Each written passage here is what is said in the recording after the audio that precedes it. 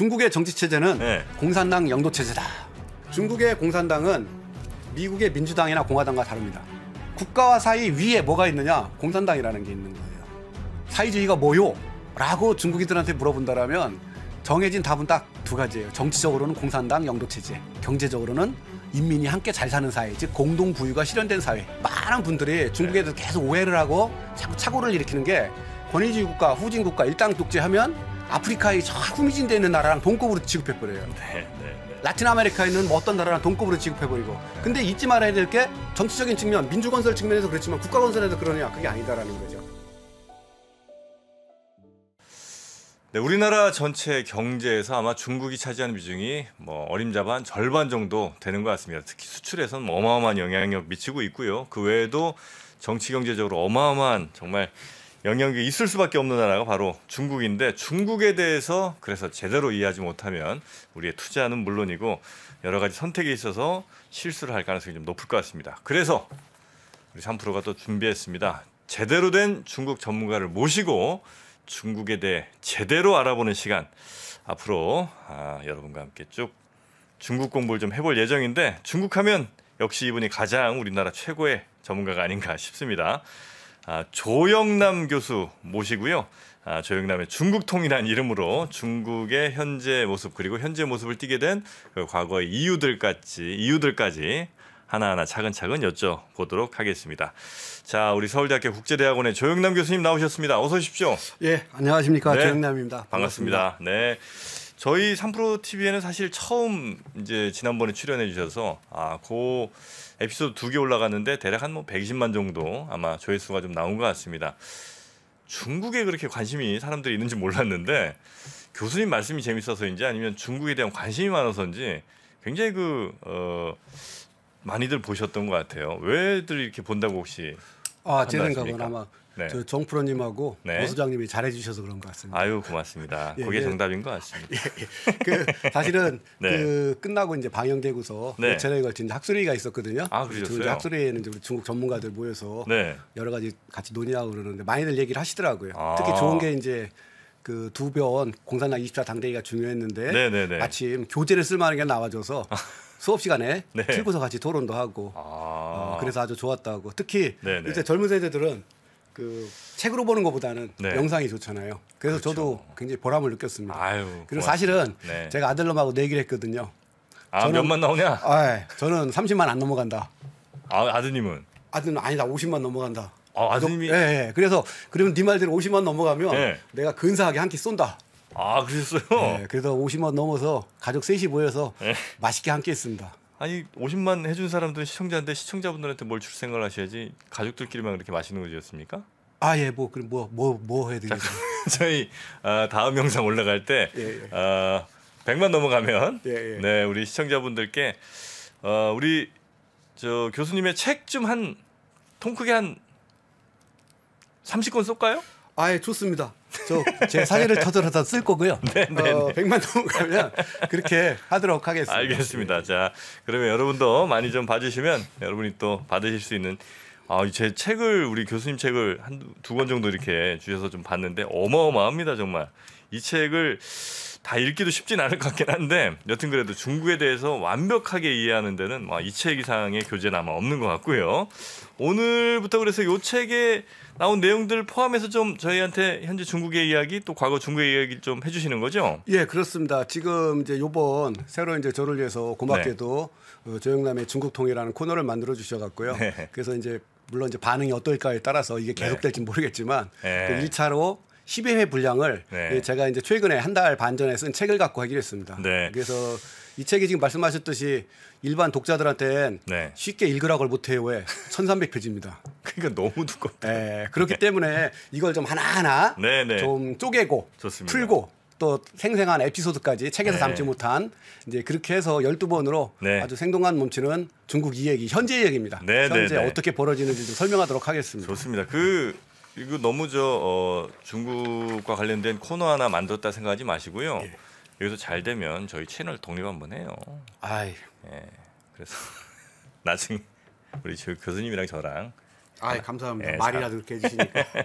자, 그러면 일단 우리 중국에 대한 이야기 중국은 왜 저러나 싶을 때가 사실은 좀 많거든요. 물론 우리랑 다르니까 정치 체제도 다르고 뭐 기본적인 사상 자체가 다르니까 뭐 그러려니 하기도 하지만 요즘 중국에서 벌어진 일들 보면 야, 아무리 그래도 2022년 21세기에 저런 일들이 이렇게 벌어질 수가 있나 이런 생각을 좀 하거든요. 근데 확실히 그건 기본적으로 중국의 정치 체제 이게 이제 우리나 혹은 뭐 우리가 흔히 알고 있는 뭐 미국, 유럽 등과는 너무나 다르기 때문인 거죠. 예, 핵심이 그거입니다. 그러니까 뭐 일상사도 그렇듯이요. 네. 이제 예를 들어서 우리가 이제 저도 이제 나이도 그렇고 우리 정프로님도 그렇고 한국에서 네. 한 뭐 4, 50년 살았잖아요. 그렇죠? 그러니까 맞습니다. 대략 네. 또 그리고 뭐 정상적으로 별일 없었으니까 네. 초등학교도 또 학교도 나오고 그렇죠. 또 뭐 고생도 해서 직장 생활도 하고 네. 이러다 보니까 우리 주변에서 발생하는 일에 대해서는 해석이 가능하죠. 네. 왜 우리의 경험에 근거해서 판단할 수가 있잖아요. 이제 그거에 따라서 우리가 크게 놀라지도 않고 물론 네, 놀랄 일도 있지만 대개 해석이 가능하고 또 적응하고 그러는데요. 문제는 그 중국에서 벌어지는 일은 중국 고유의 정치 체제 속에서 일어나는 일이라는 거죠. 따라서 이제 그런데 우리는 평상시에는 우리의 경험에 근거해서 판단을 하다 보니까 이해가 네네. 안 되는 거고 놀라운 겁니다. 네. 예를 들어서 이번에 이제 가장 최근의 일이 이제 지난 주말서부터 시작해서 중국의 코로나19 봉쇄 관련된 시위가 네. 일어났잖아요. 사실은 그 시위 때문에 저도 전화도 많이 받고 그러는데 네. 이게 도대체 어떻게 된 거냐. 그런데 질문 자체가 어떻게 되는 거냐면 제2의 천안문 사태 오는 겁니까? 아니 뭐 탱크도 막 나오고 뭐. 근데 이제 그게 다 오해라는 거예요. 오해예요? 예. 그러니까 무슨 얘기냐면 네. 전투 경찰을 막아선 뭐 한 여자분이 네. 이제 이렇게 경찰들 막아서 있는 모습이 있는데 전투 경찰을 막아선 아가씨 뭐 이렇게 신문에서 사진도 찍고 있는데 그 전투 경찰이 아니거든요. 거기에 있는 사람 자체가 네. 중국에서는 우리 이거 이제 다음에 다 얘기할 건데 네, 네. 인민무장경찰부대라고 그래갖고요. 전투 경찰은 중무장을 했습니다. 군복을 입고. 그건 전투 경찰이 아니라 그냥 경찰이고요. 또 그다음에 마찬가지로 경찰이 중무장도 해요? 예. 근데 그 인원이 중국에서는 이제 보통 68만이라고 그러고 외국 학자들은 100만을 봐요. 그러니까 우리가 신장 그 위구르에서 시위가 일어나거나 네, 그럴 때 네. 보면 군복을 입고 출동하는 사람들 있잖아요. 그 사람들이 군인이 아니라 경찰이에요. 그래요. 예, 그리고 정프로님은 중국 여행하신 지 좀 코로나 때문에 좀 됐잖아요. 네네. 근데 전에 이제 중국을 여행하다 보면 예를 들어서 기차역 이런 데 보면은 네. 장갑차가 있어요. 장갑차 기차 역에 있다고요? 네, 역에. KTX역 이런데 그리고 고속철도역에 장갑차가 이렇게 딱 있고 그다음에 망루를 이렇게 만들어 갖고 아크릴로 투명하게 그리고 거기에 보면 기관총을 딱 한 군복 입은 딱 서 있거든요. 네. 왜냐하면 테러가만 일어나서 그래요. 바로 바로 그런 분들이 그렇구나. 중국에서 말하는 전투 경찰이에요. 그러니까 우리 옛날 걸음이잖아요. 그러니까 80년대부터 시작해갖고 90년대 시위 있을 때 네. 무조건 시위 벌어지면 쳐들어오는 경찰은 전투 경찰이다. 네. 근데 그 개념을 갖고 그대로 중국을 적용하면 안 맞는 거예요. 그건 그럴 수는 있겠네요. 등등 해갖고 네. 사실 저도 이제 중국을 연구하는 사람이니까 네. 이번에 벌어졌던 다양한 시위를 면밀히 살펴보고 누구보다 관찰하거든요. 네네네. 또 그리고 이제 저희 중국 전무들끼리도 소통하면서 하는데 저희들 결론은 그거예요. 별거 아니다. 지금 일어난 일이? 예. 제2의 천안문 사태도 아니고요. 그거의 현재의 본질은 뭐냐. 3년간의 봉쇄에서 발생하는 네. 생활상의 어려움, 피로. 그다음에 우리도 뭐 그런 현상이 있지만 그렇게 자꾸 얘기를 하는데 소통이 안 되는 거에 대한 불만.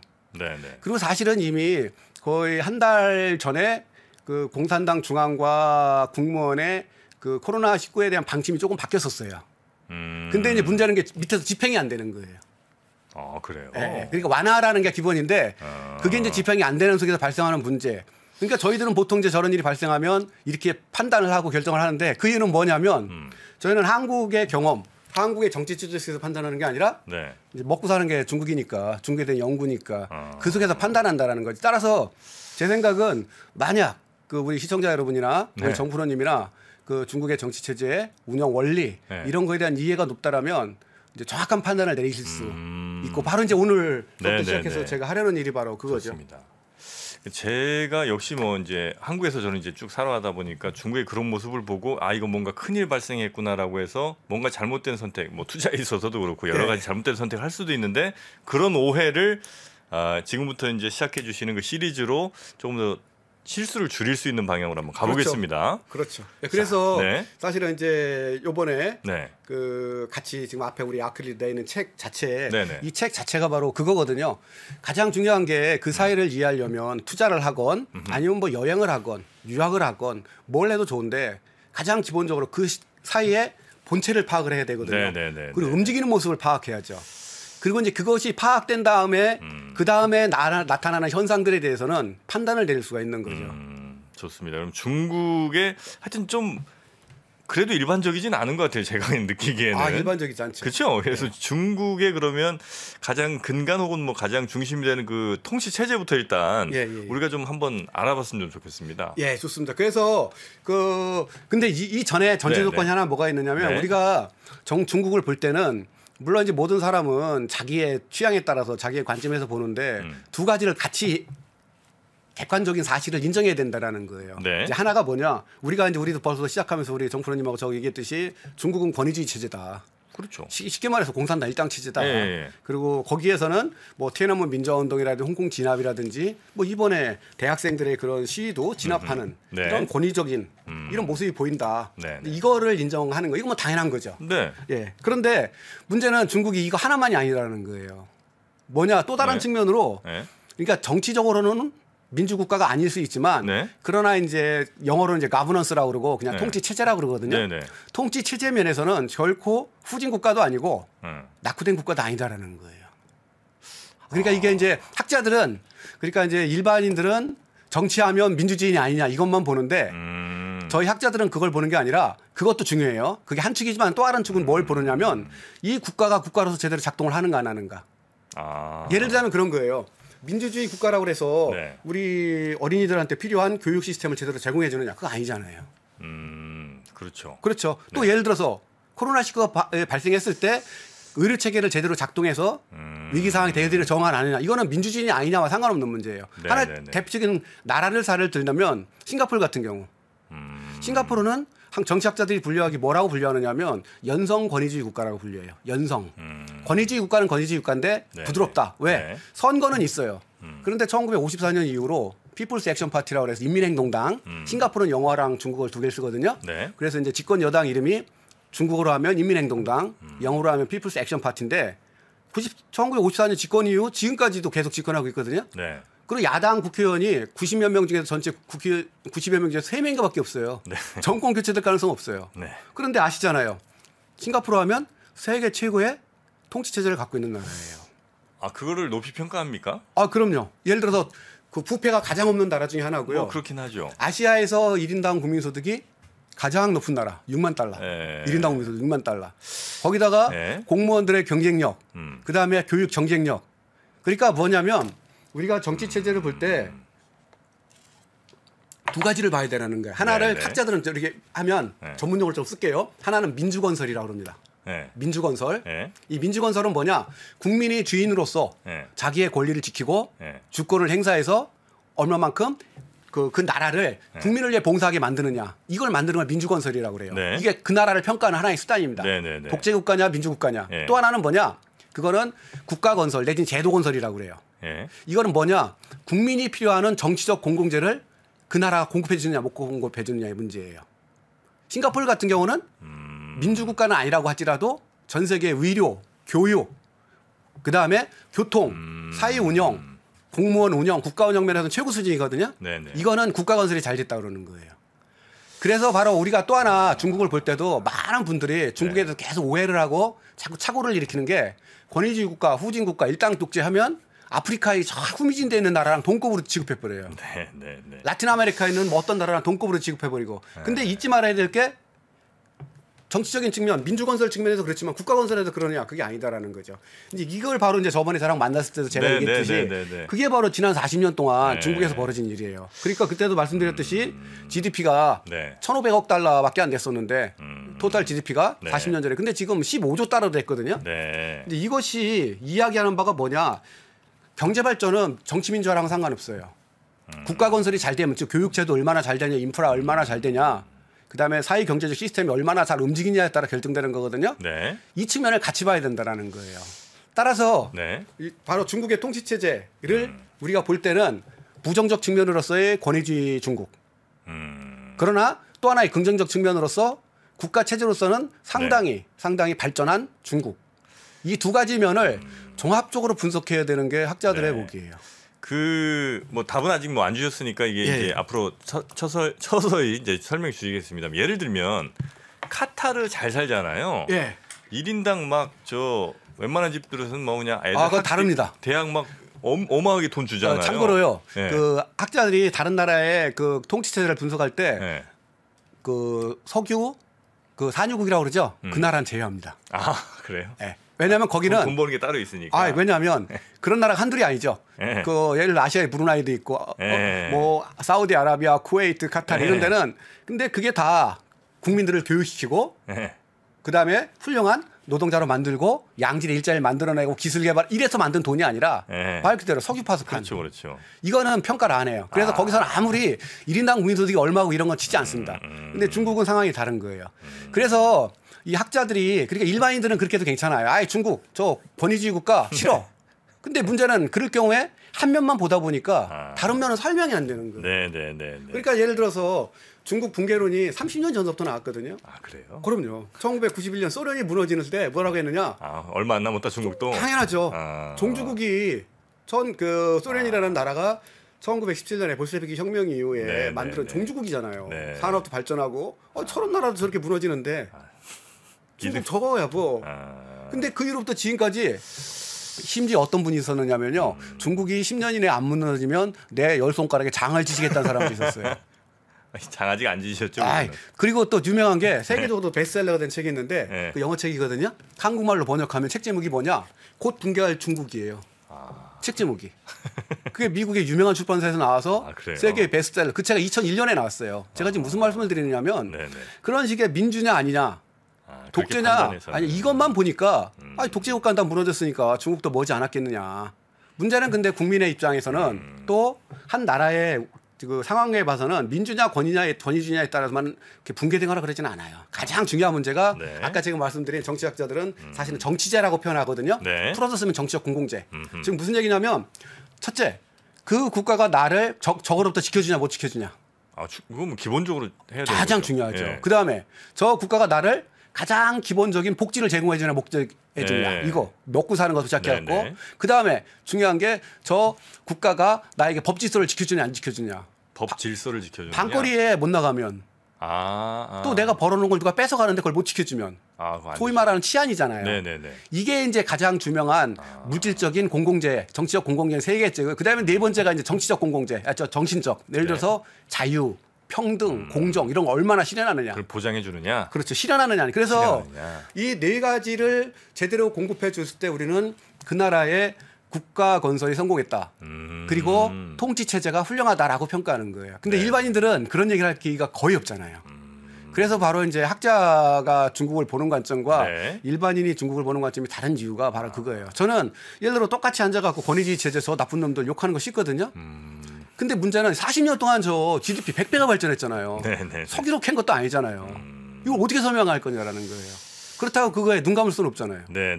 그리고 바로 뭐냐. 중국이 굴러가는 모습이 권위주의적 모습과 더불어 체계적이고 나름대로 그 질서가 잡힌 국가 체제가 있다라는 거예요. 이게 같이 어울려 있는 거죠.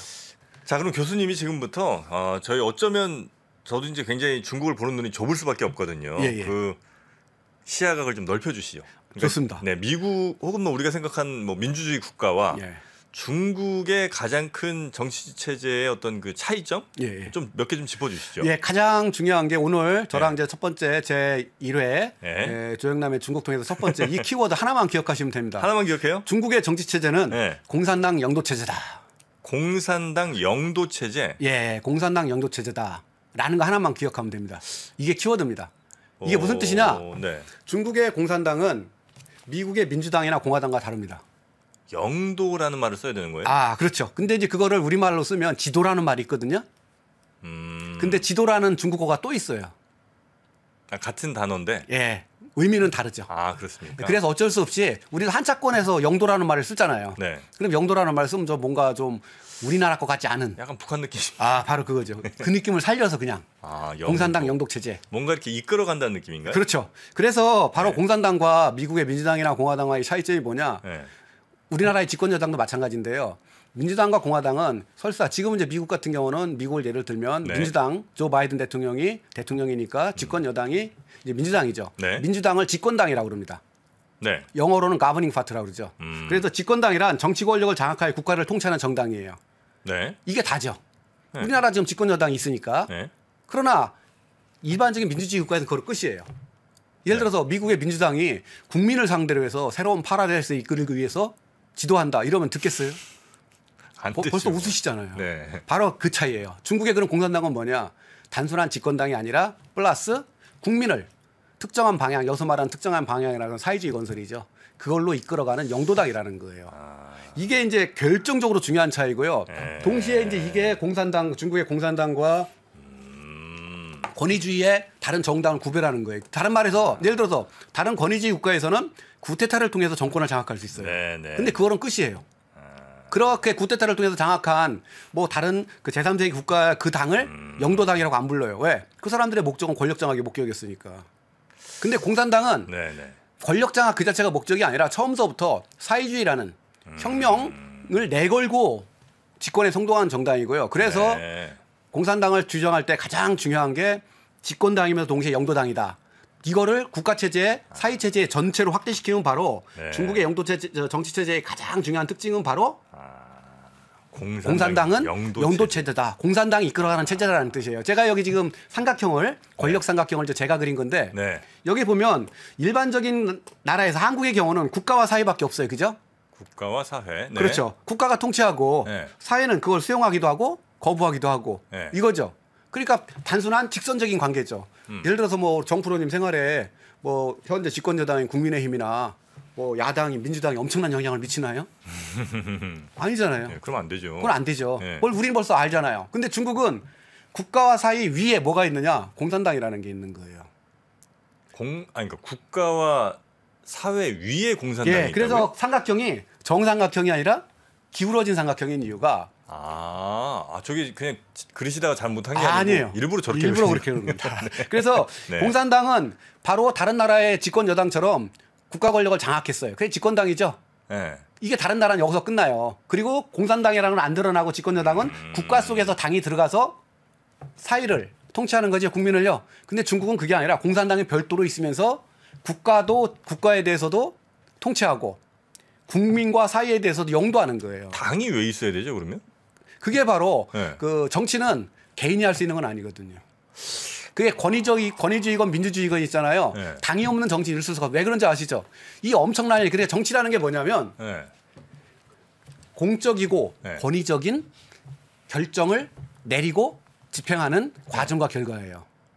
공적이고 권위적인 무슨 얘기냐? 네. 예산 얼마나 배치할지, 네네네. 경제 발전 어떻게 할지, 외교를 어디다 수립할지 이런 게 다 중요한 공적이고 권위적인 결정이잖아요. 그리고 한번 그 결정을 내리면 어떻게 해야 되냐? 집행해야 되는 거잖아요. 네. 이거는 개인이 할 수 있는 게 아니에요. 그러니까 권위주의 체제건 민주주의 체제건 조직은 반드시 있어야 되는 거고 그 정치 목적에 있는 조직을 우리는 정당이라고 부르는 거고요. 그런데 중국에서는 그게 네. 그 공산당의 위치가 국가보다 사회보다 위에 있는 거고요. 그래서 바로 다른 나라에서는 공산당 영도체제 무슨 뭐 미국이 민주당 영도체제가 아니잖아요. 그냥 미국은 자유민주주의 국가고요. 미국이에요. 근데 네. 중국은 공산당 영도체제가 있는 이유가 네. 공산당과 국가와 사회가 그 기울어진 삼각형 속에서 국가가 직접적으로 네. 공산당이 국가도 통치하고 동시에 국민도 영도하는 이런 체제죠. 그리고 이제 그거를 네. 바로 이제 공산당 당장 당 헌법이지. 거기도 그대로 표현된 여기 나와 있듯이 영도당이면서 저번에도 한번 우리 얘기했었는데 네. 공산당은 정당, 정부, 군, 민간학교와 동서남북 중에서 당은 일체를 영도한다. 이게 법이에요, 법. 동서남북 중에서 그러니까 그 전 그렇죠. 중국을 전 분야 전체를 다 물리적이면서 정신적인 모든 거를 다 영도한다는 영도한다는데 거죠. 이게 바로 이제 공산당 당장의 법이에요. 그냥 중국에는 헌법이 두 개 있다고 보시면 되는데 하나는 당의 헌법, 당장, 또 하나는 국가 헌법. 근데 국가 헌법에도 동시에 그렇게 규정이 돼 있어요. 어떻게 규정돼 있느냐? 그 공산당은 네. 중국 공산당 영도는 중국 특색 사회주의의 가장 본질적인 특징이고 네. 어떤 조직 혹은 개인도 사회주의 제도의 파괴를 금지한다. 뭐냐? 국민을 대상으로 하는 헌법에서도 공산당 영도가 가장 중요하다는 사실을 명시하고 있어요. 아, 저건 굉장히 무서운 예, 부분이에요. 어떤 조직 혹은 개인도 사회주의 제도의 파괴를 금지한다. 예, 그리고 공산당 영도를 건드리지 말라. 와. 그래서 중국에서는 그 안전, 네. 우리는 이제 안보라고 그러는데 영어로 security라고 그러고 안전에 여러 가지가 있는데요. 그중에서 최고의 안전이 뭐냐? 정치 안전이라고 그래요. 정치 안전은 뭐냐? 공산당 영도 체제를 수호하는 거예요. 저런 게 있으니까 천안문 사태 같은 게 일어나는 거군요. 그럴 수도 있죠. 이제 그거에 대해 거부하는 거죠. 그러니까 사회주의 체제에 조금이라도 뭐 스크래치가 날 것 같으면 이건 절대 용납 못 하는 용납 못 하죠. 그러니까 이거 다시 말해서 현재 중국의 공산당 영도 체제는 이처럼 공산당 당장과 국가 헌법에 법률로 명시되어 있는 거예요. 그리고 이걸 이제 그림으로 제가 표시하는 게 이건데 여기 보시면 공산당 당장에 보면 그렇게 나와 있어요. 공산당은 국가주석, 전국인대, 국무원, 전국전역 이런 게 다 국가 기관들이잖아요. 네. 이런 거에 대해 영도한다. 근데 네. 절대 용도한다는 표현을 쓰는 게 있어요. 그게 뭐냐? 인민의 방군, 최고인민법원, 최고인민검찰원, 공안부, 국가원 이게 무슨 뜻이에요? 무력기관. 아, 국가 핵심 무력기관은 다 절대 절대 용도예요. 용도고. 예, 그냥 영도라는 표현이 아니라 절대 용도라는 표현을 써요. 와. 그러니까 중국에서 인민의 방군은 국가의 군대가 아니라 바로 공산당의 군대예요. 제가 이게 말씀 듣다 보니까 중요한 차이점이 있네요. 이게 많죠. 그러니까 미국이나 하여튼 뭐 다른 나라들은 어쨌든 계속해서 여야가 싸우고 뭐 서로 권력 쟁취하면서 답을 찾아가는 것 같고 중국은 이미 답이 있어. 사회주의 국가라는 답이 있고 있죠. 그 답을 향해서 열심히 달려가는 게 중국인 것 같네요. 예, 비슷한 겁니다. 그러니까 이게 그러니까 마음대로 이렇게 뭐 공산당이 내진 시진핑이 예. 자의적으로 뭘 하는 게 아니라 이런 식의 규정이 있고 그다음에 헌법에도 이렇게 돼 있어요. 헌법은 이제 대신 자 당장은 9,600만 명의 공산당원을 대상으로 한 헌법이잖아요. 네. 네. 근데 국가헌법은 14억 명을 대상으로 한 거니까 네. 그러다 보니까 공산당이 다스린다고 할 수 없잖아요. 네. 그래서 별도로 전국인민대표대회 줄여서 이제 전국인대라고 그러는데 흔히 전인대라고 그러는데요. 그건 네. 올바른 표현법이 아닙니다. 일본에서 온 표현법이라 잘못된 거고요. 아, 그래요? 그래서 전국인대라는 것은 말 그대로 중국의 국가 권력 기관이면서 의회예요. 의회. 제 충청도 사람이라 의회 발음을 잘 못합니다. 정프로님은 충청 사람인데도 저 대전이에요. 네, 저는 천안인데 발음을 잘 못해요. 그냥 새겨서 들으십시오. 의회 해보세요. 의회. 예, 의회인데 괜찮습니다. 네. 그러다 보니까 네. 헌법에는 어떻게 규정해내느냐? 네. 헌법에는 공산당이 저런 걸 다 영도하죠. 예. 근데 전국인대가 국가 권력기관이면서 동시에 의회거든요. 그래서 이런 국가 권력기관인 전국인대가 국가주석도 선출하고 구성하고 감독도 하고 네. 이런데 그래서 이거를 헌법에 어떻게 되느냐면 공산당의 영도권과 전국인대의 구성 및 감독권을 해놨어요. 그래서 헌법에 따르면 공산당도 전국인대의 감독을 받게 돼 있어요. 공산당도 예, 법적으로는 견제 장치가 있긴 있는 거네요. 말로만. 왜 그러냐면 네. 실제로 지금까지 중국 1949년 이후 네. 건국된 이후 지금까지 전국인민대표대회가 공산당을 감독했다는 얘기는 제가 들어보지도 못했어요. 법적으로는 가능할지 몰라도 실제로는 불가능한 얘기예요. 근데 너무 저 무식한 질문 같긴 한데. 괜찮습니다. 그 사회주의 국가라는 게 중국이 말하는 사회주의 국가가 어찌 보니까 뭐 이상향인 것 같은데 그건 누가 만든 거예요? 바로 이제 마크스 레닌에서 시작하는 거죠. 근데 마크스 레닌에서 시작해서 그게 스탈린과 레닌과 스탈린을 거치고 마오쩌둥을 거치고 덩시아핑을 거치고 지금 중국에 내려오는 건데 솔직히 말하면은요. 네. 사회주의가 뭐요? 라고 중국인들한테 물어본다라면 정해진 답은 딱 두 가지예요. 정치적으로는 공산당 영도체제. 네. 경제적으로는 인민이 함께 잘 사는 사회, 즉 공동 부유가 실현된 사회. 아니 근데 마르크스 어쩌고 뭐 이렇게 할 것 같으면 예. 핵심이 그거잖아요. 그 생산 수단을 국가 그게 바로 사회 경제적 측면에서의 사회주의. 네. 그리고 정치적 측면에서는 공산당 일당제. 그래서 예를 들어서 우리 체제는 정치적으로는 자유민주주의 체제, 내지 그냥 민주주의 체제. 예. 사회 경제적으로는 자본주의 체제. 자본주의죠. 이거죠. 예. 마찬가지예요. 사회주의도 사회 경제적으로는 원래 마크스 레닌이 규정했던 것은 계획 경제. 네. 경제적으로는 네. 정치적으로는 프롤레타리아 독재. 프롤레타리아 독재라는 말이 그냥 현실적으로 드러나면 공산당 일당 체제예요. 그걸 중국어로는 공산당 영도 체제 이렇게 표현하는 거고. 프롤레타리아라고 그러면 노동자 계급이잖아요. 노동자 계급이 그러면 독재를 해야 되잖아요. 예. 지금 그러고 있는 건가요? 바로 이제 규정상으로는 네. 아까 이제 제가 앞에 부분에서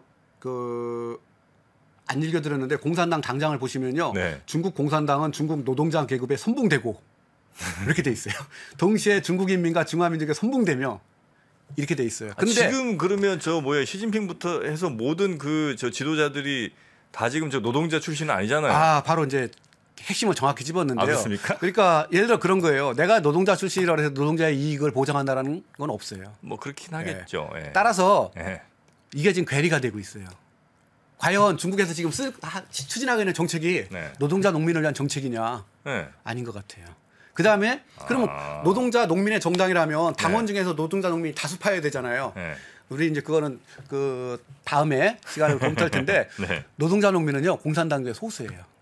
아 그래요? 네. 그러니까 이미 엄격히 얘기하면 정치적으로는 이거 사회주의에서 변질됐다라고도 얘기할 수 있어요. 그러나 경제적으로는 이것도 우리가 이제 다음에 얘기할 거예요. 국유경제라는 게 있어갖고 네. 중국은 사회주의라고 하면 어쨌든 중요한 게 중국은 바로 공산당 영도체제다. 공산당 영도체제자. 예, 그래서 공산당이 제가 아까 보여드렸듯이 네. 삼각형에서 국가도 통치하고 예.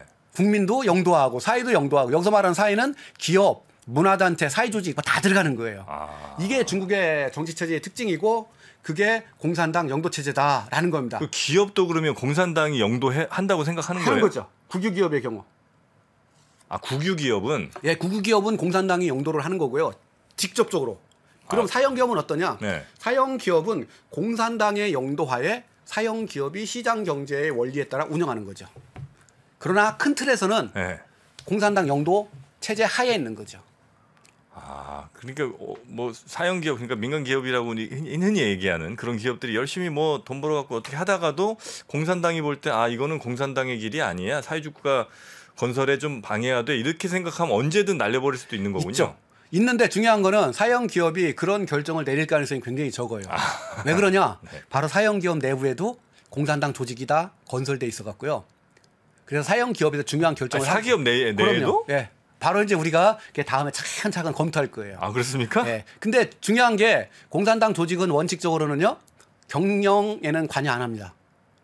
뭘 해요, 그러면? 그런 큰 방침, 방향, 당의 방침. 알리바바 뭐 이런 회사, 텐센트 이런 회사 안에도 그러면 다 조직돼 있습니다. 공산당 조직이 있어요. 예. 바로 이제 그게 우리 제 책의 2권에서 공산당의 그 조직 통제에서 살펴볼 거예요. 과연 사형 기업들이 중국에 예를 들어서 지금 중국 경제에 그 매출액 기준으로 하면 중국 경제의 거의 60에서 70%를 차지하는 게 사형 기업이거든요. 네네. 근데 왜 그 사형 기업들이 공산당의 지도를 받을 수밖에 없는가? 네.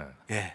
공산당 모든 사형 기업 내에도 공산당 조직이 다 들어가 있고요. 있어요. 예. 근데 그 공산당 조직은 네. 뭐 일일이 자동차를 몇 대를 이런 경영에는 관여는 안 하는데 방향은 관여합니다. 바로 이제 그렇기 때문에 네. 그 통제 공산당 영도 체제가 허수아비가 아니라 종이에 있는 얘기가 아니라 실제로 실현이 되는 거예요. 그래서 이제 조금 우리가 50분 내에 1차적으로 좀 몇 가지 더 해야 되기 때문에 이제 속도를 좀 내게. 그래서 자 지금 이처럼 중국의 정치 체제는 한마디로 뭐라고요? 공산당 영도체제다. 영도체제. 네. 그렇다면 네. 이게 단순한 레토릭이 아니라 네. 이게 현실이 되려면 최소한 세 가지가 갖춰져야 돼요. 세 가지. 예, 첫 번째가 공산당 영도가 왜 필요한지를 이론적으로 설명해 줘야 될 거 아니에요. 예를 들어서 우리 헌법에서 자유민주주의가 뭔지, 예? 주권은 인민에게 있고 어쩌고 이런 얘기 있잖아요. 네. 그런 원리가 먼저 있어야 돼요. 네. 이건 하루아침에 만들어진 게 아니에요. 그거를 네. 저는 크게 네 가지로 보는 거예요. 네. 그게 어디에 나와 있느냐? 당장에 이렇게 또 표시가 돼 있어요. 우리나라 헌법에 표시돼 있듯이 네. 예를 들어서 공산당 전명연도, 뭐 민주집중제, 뭐 등등 이런 원리들이 있어요. 그리고 이거는 이제 1, 2년이 아니라 네. 이거는 이제 러시아 혁명에서 시작된 거니까 근 100년이 된 것들이에요. 자유민주주의 원리와는 다른. 그래서 먼저 이게 있어야 되고요. 네. 두 번째, 이것이 현실적으로 움직이려면 그걸 움직여줄 수 있는 수단이 있어야 되죠. 네. 그게 바로 그 무시무시한 공산당 조직과 당원입니다. 조직과 당원이 없으면 이런 원칙 백날이 수봤자 뭐예요? 네네네네. 그렇잖아요. 저희 현실화 시켜줄 만한 그렇죠. 조직 수단이죠. 네. 수단이죠. 그래서 조직과 당원이에요. 네. 그게 바로 우리 조직은 조금 이따 우리가 제2부에서 살펴볼 네네. 거고요. 당원은 제3부에서 살펴볼 건데 네. 이 공산당에 살아있다는 것은 조직과 당원이 살아있는 거예요. 근데 이게 일반에 잘 드러나질 않아요. 그러니까 모르는 거예요. 그래서 원칙을 실행해주는 수단으로서의 당원. 이렇게 하면 어떻게 되는 거죠? 공산당이 자기를 정당화시킬 수 있는 이론, 행동 지침도 있고 그거를 움직여줄 수 있는 수단인 당원과 조직도 있죠. 네. 자, 이걸 갖고 그다음에 어떻게 해야 된다고요? 국가와 사회와 인민을 통제해야 되는 거죠. 영도해야 되는 거죠. 네. 그게 바로 이제 영도 통제 기제, 영도 기제라고 해도 좋고. 그게 이제 기제. 인사, 조직, 사상, 무력, 경제 갖고 크게 5가지 방향에서 국가와 사회와 인민을 공산당이 통제하는 거예요. 이게 예를 들면 당원법이나 이런 데 다 있는 거죠, 이게 지금. 예, 다 있고 네. 또 이제 상당수는 제가 분석을 하는 거고. 자, 그래서 네. 공산당 영도 체제는 공산당이 단순히 말로만 주장하는 게 아니라 현재 작동하고 있다. 그러면 그 작동하고 있는 걸 어떻게 우리는 이해할 수 있느냐? 가장 먼저 네. 공산당 영도 원칙을 한번 보자. 영도 원칙. 예, 자유민주주의와 뭐가 다른지. 예. 두 번째, 그걸 구성하고 있는 그걸 실행하는 조직과 당원은 도대체 어떻게 꾸리고 예. 어떻게 선발하고 어떻게 교육시키고 네. 어떻게 하는지 알아야 될 거 아니에요. 네. 그다음에 세 번째로 이렇게 갖춘 것이 국가와 사회와 기업과 단체와 언론과 인터넷을 어떻게 통제하는가. 요 이제 세 번째 공산당 통제 기제가 바로 제가 두 번째 책이에요. 아. 그래서 1, 2권이 바로 네. 공산당 영도 원칙과 공산당 조직과 당원에 대한 내용이고요. 네. 그다음에 2권이 공산당 통제 기제에 대한 내용입니다. 그래서 이게 1300페이지 두껍게 될 수밖에 없는 이유가 네네. 우리도 이해하려면 쉽지 않은데 이게 만만치 않잖아요. 그러니까. 예, 그래서 오늘 말씀으로 편안하게 해주시는 거지요. 예, 예. 네. 그래서 이거 도저히 혼자 못 읽겠다. 그러니까 저랑 같이 공부하면서 보자. 좋습니다. 예, 그래서 먼저 예. 우리 헌법에 나와 있는 자유민주주의와 다른 공산당의 영도 원칙을 먼저 간단하게 좀 말씀드릴게요. 네. 예, 그 첫 번째 그 영도 원칙은 뭐냐면 말 그거예요. 공산당이 일체를 영도한다. 아까 보여드렸죠? 아, 다 한다? 예, 다 한다. 그래서 중국에서 공산당 영도를 벗어날 수 있다 없다?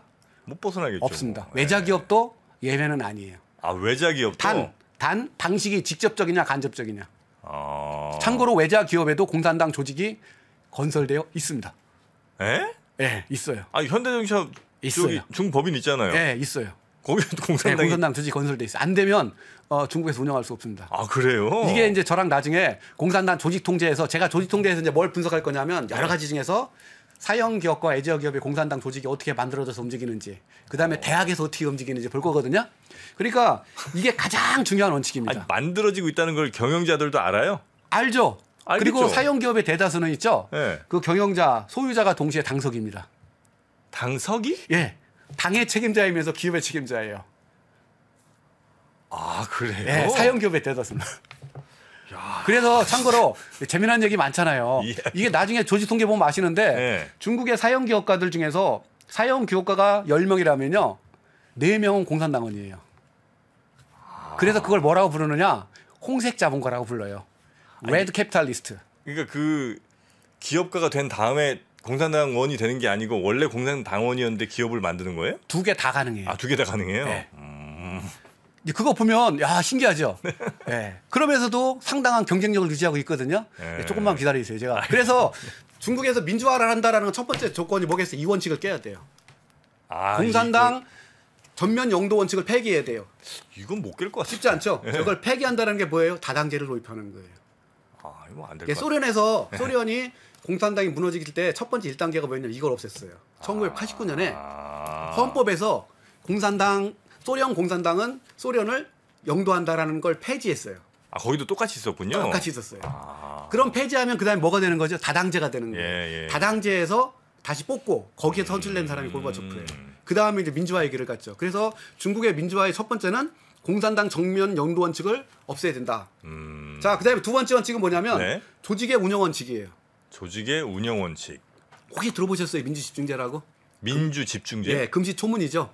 이것도 소련에서 온 거예요. 민주 집중제. 예, 이거는 이제 우리랑 완전히 다른 정치 원리인데, 예. 자, 혁명 조직은 어때요? 혁명 조직은요, 중국의 공산당은 1921년에 50여 명의 지식인으로 시작했어요. 아, 그래요. 예, 공산당을 처음 만든 사람이 네네. 북경대학교 교수들을 2명. 진독수랑 이대기라는 사람이 북경대학 교수예요. 그러니까 그 마오쩌둥 전에. 아니, 마오쩌둥도 거기에 들어가 있어요. 아, 그렇습니까? 마오쩌둥도 대학교 나온 그 초등학교 교장을 역임한 사람이에요. 네, 네. 그러니까 다 지식인들이에요. 그런 조직이 그러니까 자기보다 더 강한 수백 배, 수만 배 강한 상대와 싸워 이겨야죠. 네. 그러려면 어떻게 해야 돼요? 모든 조직원이 평등하고 민주적이어야죠. 그래서 모든 결정과 이런 거를 조직원의 토론 속에서 결정하는 이게 민주원칙이에요. 그렇게 해요 실제로? 했어요. 아, 왜 했어요? 그렇게 할 수밖에 없느냐. 예를 들어서 3% 우리 예를 든다라면 3%가 거대한 KBS나 MBC나 네. SBS랑 다른 게 뭐예요? 조그만 벤처 기업 네네네. 성격이죠. 그럼 여기서는 하나 경영을 잘못하거나 방침을 잘못하면 어떻게 돼요? 바로 그대로 날라가죠. 날라가죠. 네. 그러니까 어떻게 해야 돼요? 아, 얘기를 들을 수밖에 없어요. 민주적으로. 할 수밖에 없죠. 네. 그래서 바로 이 혁신은 대기업에서 안 일어난다라는 거예요. 대기업은 관리죠. 네네. 근데 작은 기업은 생존을 공산당이 동일해요. 옛날에 공산당과 국민당과 보면 국민당이 몇만 배가 힘이 셌거든요. 기존 조직도 있고 기존 사회 세력을 없애려니까 어떻게 해야 돼요? 평등하고 네네. 최대한 올바른 길을 찾기 위해서 토론하는 거예요. 이게 민주원칙이에요. 그 다음에 평등하되 똘똘 뭉치는. 아니 토론에서 자유롭게 해서 올바른 솔루션을 찾는 정책을 찾는 이게 민주원칙. 그러나 결정된 거는 어떻게 해야 된다? 철회의 규율로 집행해야 돼요. 무조건. 집행. 소수파 다수파가 있으면 네. 소수파는 반드시 다수파에 따라야 돼요. 내 의견과 상관없이 그 집중의 원리라고 그래요. 그런데 나중에 혁명 과정에서는 민주원칙과 집중원칙 중에서 두 개가 공평하게 간주됐다라면 건국 이후에는 두 가지 원칙 중에서 뭐가 강조됐을 것 같습니까? 앞에 거요? 뒤에 게 가죠. 왜? 뒤에 게? 나라 세웠으니까. 소수는 그냥 묻히고 다수에 무조건 따라간다. 네, 그래 민주원칙은 죽어버리고 집중원칙만 남는 거예요. 다시 말해서 벤처기업에서 대기업으로 돼버리잖아요. 네. 그럼 이제 오너의 입김이 세지고 이해하시겠죠? 그래서 그거를 중국에서는 민주집중제하면 네 가지 복종의 원리를 얘기해요. 그리고 저 사람 공산당으로 당성이 있다 없다를 평가할 때 이 가지 네 가지 복종이 뭐냐? 개인은 조직에, 소수는 다수에, 하부는 상부에, 전 당과 조직은 당 중앙에 복종한다. 이게 네 가지 복종의 원리. 이게 참 우리로서는 이해가 안 이해하기 가요. 어려워. 무서운 거죠. 그러니까 단기전에서 공산당이 이길 수밖에 없는 미국과 중국의 경쟁에서 단기전에서 이길 수밖에 없는 코로나 봉쇄에서 1년짜리 5개월짜리 단기전에서 이길 수밖에 없는 게 이 민주주의 원리 때문에 그래요. 이게 이제 공산당 당정에 뭐라고 표현되어 있느냐? 당 중앙의 권위와 집중 통일 용도를 수호한다라는 거예요. 이게 중국의 조직 원칙이에요. 2023년 투자 계획을 고민하고 계십니까? 2022년을 돌아보고 내 종목을 점검해볼 시간. 그래서 준비했습니다.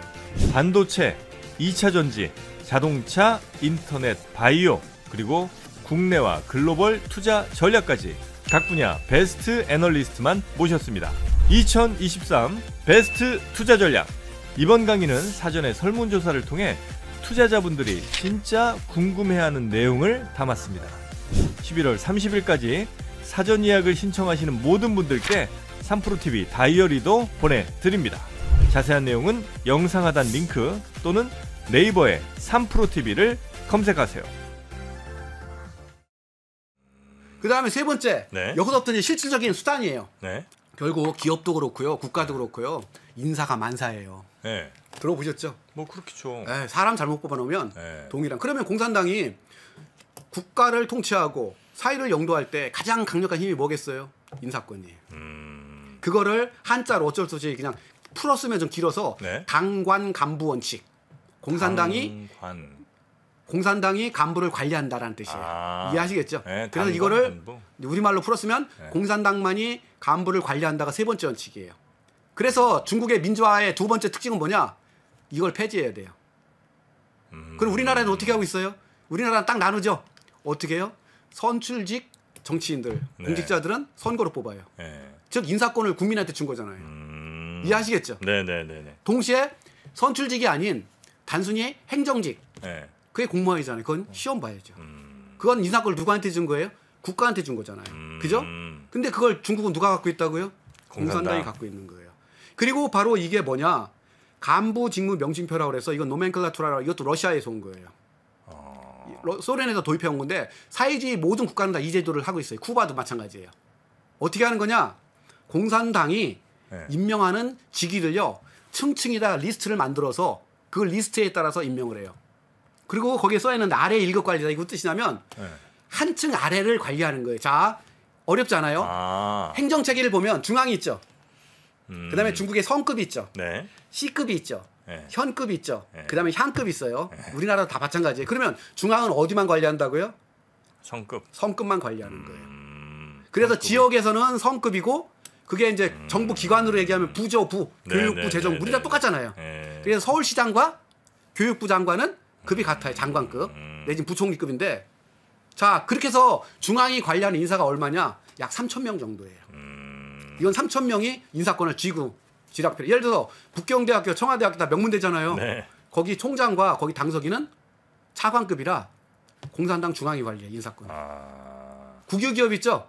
국유기업도 그 중앙 소속된 국유기업은 중앙에서 인사권을 행사해요. 자 그러면 성은 어떨까요? 베이징시. 베이징시는 또 그 밑에가 그 서울시 밑에 구가 있듯이 네. 베이징시 밑에 구가 있거든요. 네. 해전구 하이디엔치 북경대 있는데 거기에 인사권을 행사하는 거예요. 동일하게. 층층이 이렇게 하면 어떻게 되겠어요? 중앙서부터 이 밑바닥 기층까지 중요한 보직에 대한 인사권은 다 누가 갖는다? 맨 위에가 다 갖는 공산당이 다 갖는 거예요. 아니 근데 우리가 공산당이 갖는다고 하지만 그건 약간 좀 뭐랄까 이게 좀 비난을 좀 피하기 위해서 그냥 당이라는 걸 앞세운 것 같고 아니에요. 결국은 최고 권력자가 다 갖는다는 거 아니에요? 나중에 우리 같이 저랑 또 나중에 인사통제 있죠? 인사통제를 보면 자, 제가 들렸잖아요. 왜 40년 동안 중국은 저렇게 실수를 안 할까? 실패를 안 할까? 굉장히 엄격합니다. 그 사람을 선발하고 네. 교육하고 평가하고 감독하는 시스템이요. 상당히 잘 갖춰져 있고 저래? 예를 들어서 중국인 고급 간부 중에서요. 네. 시진핑 들어오기 전에는요. 1년에 15만 명씩 해외 연수했어요. 그래요. 처음 들어보시잖아요. 그러니까 그 일반인이 생각하는 제가 그래서 미리 말씀드린 거예요. 우리식 관점을 갖고 지가 다 헤쳐먹지 그렇게 보면 전혀 안 보이는 거죠. 근데 어떤 나라보다 그러면 뭐라고 하죠? 하이어라키라고 하나요? 예. 그 하여튼 지배 구조가 하여튼 층층이가 굉장히 촘촘하군요. 촘촘한 거예요. 빠져나갈 구멍 없이. 빠져나갈 건 없는데 문제는 그게 굉장히 탄력적이고 그 다음에 실력 베이스고 네. 예, 이런 거에서 조바심 내지 마시고 이제 저하고 8강, 9강 가면 그런 아주 재미난 얘기들 도대체 간부들을 어떻게 키우는 그 다음에 네 번째가 네. 자 여기까지가 이제 네. 공산당 내부 국가 내부라면 근데 문제는 중국에서도 다 당원이 아니잖아요. 네. 14억의 인구 중에서 공산당원은 9,600만 명밖에 안 되거든요. 네. 근데 지금 공산당 밖에서 사형 기업들 네. 당원 아닌 사람도 많잖아요. 네. 또 지식인 중에서 공산당원 아닌 사람 많이 있거든요. 종교인들, 해외에 있는 화교들 이런 사람들 어떻게 해야 돼요? 포괄해야죠. 네. 그 포괄하는 원칙이 바로 통일전선 원칙이라는 거예요. 통일 전선 원칙. 예. 공산당원이 아닌 사람들을 그렇죠. 대사파는 통제하는. 거예요. 예, 통제하는 게 아니라 포섭하는. 포섭이요? 예, 인클루전이라고 그래요. 영어로는. 포섭이라는 단어를 써요. 예, 써요. 그래서 중국에서는 자 이렇게 해서 공산당원들만으로 살 수 있는 건 아니잖아요. 그래서 일반인들 상관없어. 그게 아니라 저 정프로 같은 저명 인사들. 네. 근데 공산당원이 아니야. 네. 저 사람이 이상한 얘기를 하면 어떻게 해요? 네. 당에 해가 되죠. 네. 그런 사람들을 위해서 만든 게 저번에도 그런 말씀 양이라는 말 들어보셨잖아요. 양? 회 매년 양회. 3월에 열리는데 예. 그 양회에 저는 양회라는 말을 안 써요. 네. 그건 중국에서 일부러 선전용어로 쓰는 말이라 저는 안 쓰는데 그 양회라는 것은 매년 3월달에 열리는 정기국회인 전국인민대표대회 회의와 네. 그 다음에 중국인민정치협상회 전국위원회 전국정협이라는 우리가- 거예요. 정협이 예. 바로 공산당원이 아닌 나머지 주요한 세력들을 다 끌어모은 조직이에요. 그래요. 예. 그래서 근데 그 두 개를 같이 열어요. 왜 같이 여느냐? 시진핑 총석이 이런 사람 바쁘잖아요. 네. 이걸 따로 열으면 두 번 다 참석해야 되잖아요. 일주일씩 2주를 참가해야 되잖아요. 시간을 낼 수가 없어요. 또 그다음에 정협회의는 네. 이거는 통일전선 조직이기 때문에 자문기구예요. 여기선 결정을 해도 법적 효력이 없어요. 그러니까 굉장히 자유로워요. 우리 정프로 같은 님이 제가 볼 때 중국 같으면 네. 아마 어느 지역의 정협위원이 될 수 있어요. 그래요? 그럼 마음대로 얘기할 수 있어요. 거기서. 벤처기업 육성하라. 자유롭게 목소리 내도 돼요? 내요. 대신 공산당 반대만 빼고. 그러나 백날 얘기해도 소용없는 게 그건 법적 효력이 없어요. 그래서 전국인민대표대회와 전국정협회의를 같이 열어놓으면 착각을 일으키죠. 중국에도 자유롭게 얘기하는 거예요. 두 개가 좀 비슷한 위상인 줄 알고. 예. 근데 저는 그래서 양이라는 표현을 안 쓴다라는 거예요. 이제 양이라는 말 들어보셨죠? 네, 그 양의 하나의 회의가 바로 이거예요. 그래서 소수민족도 다 포괄하고 노동자, 농민, 지식인 다 포괄하고 그 다음에 공산당을 제외한 다른 여러 가지 정파도 포괄하고 이걸 통일전선 원칙이라고 그래요. 네. 그래서 중국의 이거에 따라서 제가 저기 그림을 그려놓은 저 숫자를 펴냈는데 네. 공산당을 제외한 네. 8개의 당이 있어요. 네? 처음 들어보셨죠? 당이 있다고요? 예. 저 당이 어떤 당이냐면요. 1949년 중화인민공화국이 중국이 만들어지기 전에 공산당이 누구랑 싸웠습니까? 국민당? 국민당과 싸웠죠. 네. 국민당과 싸울 때 바로 공산당 편에 섰던 소수 정당들이에요. 그러니까 1949년 이전에 중국에는 공산당과 국민당만 있었던 게 아니에요. 아, 여러 당들이 다 있었군요. 있었죠. 아, 저렇게 살아 있어요 지금? 네. 그 당들이 8개가 있는데 네. 이 당들은 공산당 편에 서서 국민당과 싸운 거예요. 그래서 처음에 1949년에 중국이 만들어졌을 때 원칙상으로는 어떠냐? 공산당과 이 당들이 연합한 정권이에요. 그래서 실제로 1949년 있잖아요. 네. 초기에는 국가 주석 뭐 이런 거는 마오쩌둥이 하고 네. 국무원 총리는 그 저울라인하는 사람이 했지만 네. 여러 가지 장관 보직의 50% 정도를 저 당파 사람들한테 줬어요. 그래요? 네, 초기에. 아주 비중이 아주 없지는 않았군요. 아니, 초기에는 안 그랬죠. 근데 이제 지금은 많이 없어요. 지금은 없죠. 지금은 어느 정도냐면 네. 국무원 장관 중에서 한두 명 정도 민주당파한테 줘요. 그다음에 지방 정부도 여러 가지 부서 중에서 한두 명 정도 민주당파한테 줘요. 그럼 생색 정도. 네, 그렇죠. 그래서 네. 공산당원은 지금 2021년 통계를 9,600만 명인데 네. 이 민주당파 8개는 합치면 110만 명 정도. 다 해서. 그래서 이런 걸 학자들은 뭐라고 부르느냐? 전문 용어로 들러리 정당. 한자로는 위성 정당. 네, DRR. 예, 위성 정당이라고 부르고요. 그리고 바로 근데 저게 중요한 게 뭐라고요? 저거를 공산당이 포괄하지 않으면 무슨 일이 벌어진다고 당 밖에서 딴지를 놓을 수 있다. 근데 중요한 게요. 이 그 8개의 민주당파에 있는 네. 책임자들은 장관급 직위예요. 그래서 어디 갈 때도 비즈니스 클래스 비행기 타고 가고 그런 거 해주고. 그런 거 다 대우해주고. 물론 실권은 없다고 봐야 돼요. 없죠. 네. 그래서 이런 사람들이 모이는 게 정협이라고요. 그래서 1년에 한 번씩 모여갖고 회의하고 중요한 일 있을 때 조언하고 이제 이런 걸 겉으로 설명할 때 중국식 민주주의. 그래서 이렇게 4가지 원칙 다시 정리하면 네. 중국은 자유민주주의 국가와는 달리 중국을 전체로 움직이는 4가지 원칙이 있다. 공산당 전면 영도 원칙과 민주집중제 원칙, 당강간부 원칙, 통일전선 원칙. 이 중에서 가장 중요한 게 이제 바로 제가 볼 때는 당강간부 원칙이에요. 이거 실권 인사권을 갖는 이거에 따라 움직인다. 혹시 제가 생각하는 게 맞는지 한번 좀 예, 여쭤보고 예. 그러니까 저는 이제 중국이든 미국이든 결국은 이제 국민들 혹은 뭐 시민들이 잘 사는 방향으로 가는데 그 가는 길이 좀 서로 생각이 다르고 요 정도로 생각을 했거든요. 예. 근데 지금 중국 얘기를 쭉 들어보면 중국이 추구하는 게 전 국민들 인민들이 잘 사는 게 맞는지 아니면 정말 사회주의 국가라는 그 이상향 건설이 일단 더 지상과제인지가 약간 헷갈립니다. 그게 일치한다라는 거예요. 그렇게 사회주의 국가가 완성이 되면 전 인민들이 잘 살 수 있다. 라는 거고 현재도 바로 그래서 쓰는 표현이 뭐냐면 중국 특색의 사회주의라는 거예요. 중국 특색의 사회주의는 옛날 막스 레닌이 말한 사회주의와 다르다. 그래서 중국 특색의 사회주의에는 시장 경제도 있고요. 네. 먼저 부유화할 수도 있고 그 선불론이라는 덩자핑에 있던 그러니까 막 시대가 바뀌고 상황이 바뀌니까 막스주의 이론도 바뀌어야죠. 네, 네. 그게 바로 중국 특색의 사회주의라는 거죠. 그런 의미에서 현재 중국이 하고 있는 일이 중국 공산당 입장에서는 사회주의 건설 과정이고 네, 네. 동시에 그것이 국민을 다 잘 살게 하는 거고 그리고 그건 오직 공산당 전면 영도 원칙에서만 가능한 거고 그래서 이게 더 무서운 게 뭐냐면요. 지금 말씀하셨잖아요. 사실은 한국인이나 중국인이나 가장 관심이 많은 거는 잘 먹고 잘 살게 해주느냐 아니냐예요. 그러니까요. 공산당도 바로 그거예요. 우리는 민주주의 국가이기 때문에 이 당이 마음에 안 들면 5년 후에 저 당으로 바꾸면 되잖아요. 중국은 어때요? 자기가 다 책임져야 되는 거예요. 공산당이. 이거의 제일 큰 그냥 제가 아주 단편적으로 생각할 때 문제점은 뭐냐면 나중에 그렇게 될 수 있을지 모르겠는데 현재 사람들이 매우 불행하진 않나? 이런 생각이 좀 드는 바로 거예요. 뭐냐면 네. 공산주의건 사회주의건 그건 나중에 훈때의 일이잖아요. 네. 그러면 그 전에 뭐냐? 지금 잘 먹고 잘 살아야죠. 네. 그러니까 시장경제 열심히 하는 거예요. 그렇습니까? 그래서 지난 40년 동안 중국이 매년 9.4%의 연평장 성장을 했죠. 그리고 오히려 더 제가 볼 때 우리나라에는 집권 여당들보다 있잖아요. 네. 이 통치를 유지하기 위해서 더 몸부림치고 있어요. 왜? 도망갈 구멍이 없잖아요. 예를 들어서 내가 지금 우리 집권 여당이에요. 네. 내가 지금 잘못하고 있어. 잘 안 돼. 그럼 어떻게 요구해요? 전임 정당이 잘못해놨다. 여기는 그 책임을 돌릴 데가 없구나. 욕을 할 수가 있잖아요. 또 어떻게 욕을 할 수 있어요? 내가 국회에서는 소수당이라 거대 야당이 말을 안 들어줘서 내가 아무것도 못해. 발뺌이라도 할 수 있죠. 여기 절대 안 되네 여기는. 절대 안 되는 거예요. 네. 그러니까 지금 시진핑이나 리커청이나 이런 사람들의 머릿속에 있는 거는요. 가장 중요한 게 뭐겠어요? 공산당 어떻게 권력을 유지할 것인가. 네네. 그리고 권력을 유지하려면 국민으로부터 어떻게 지지를 받을 것인가. 그리고 국민으로부터 지지를 받으려면 뭘 해야 되는가. 가장 중요한 게 경제 문제죠.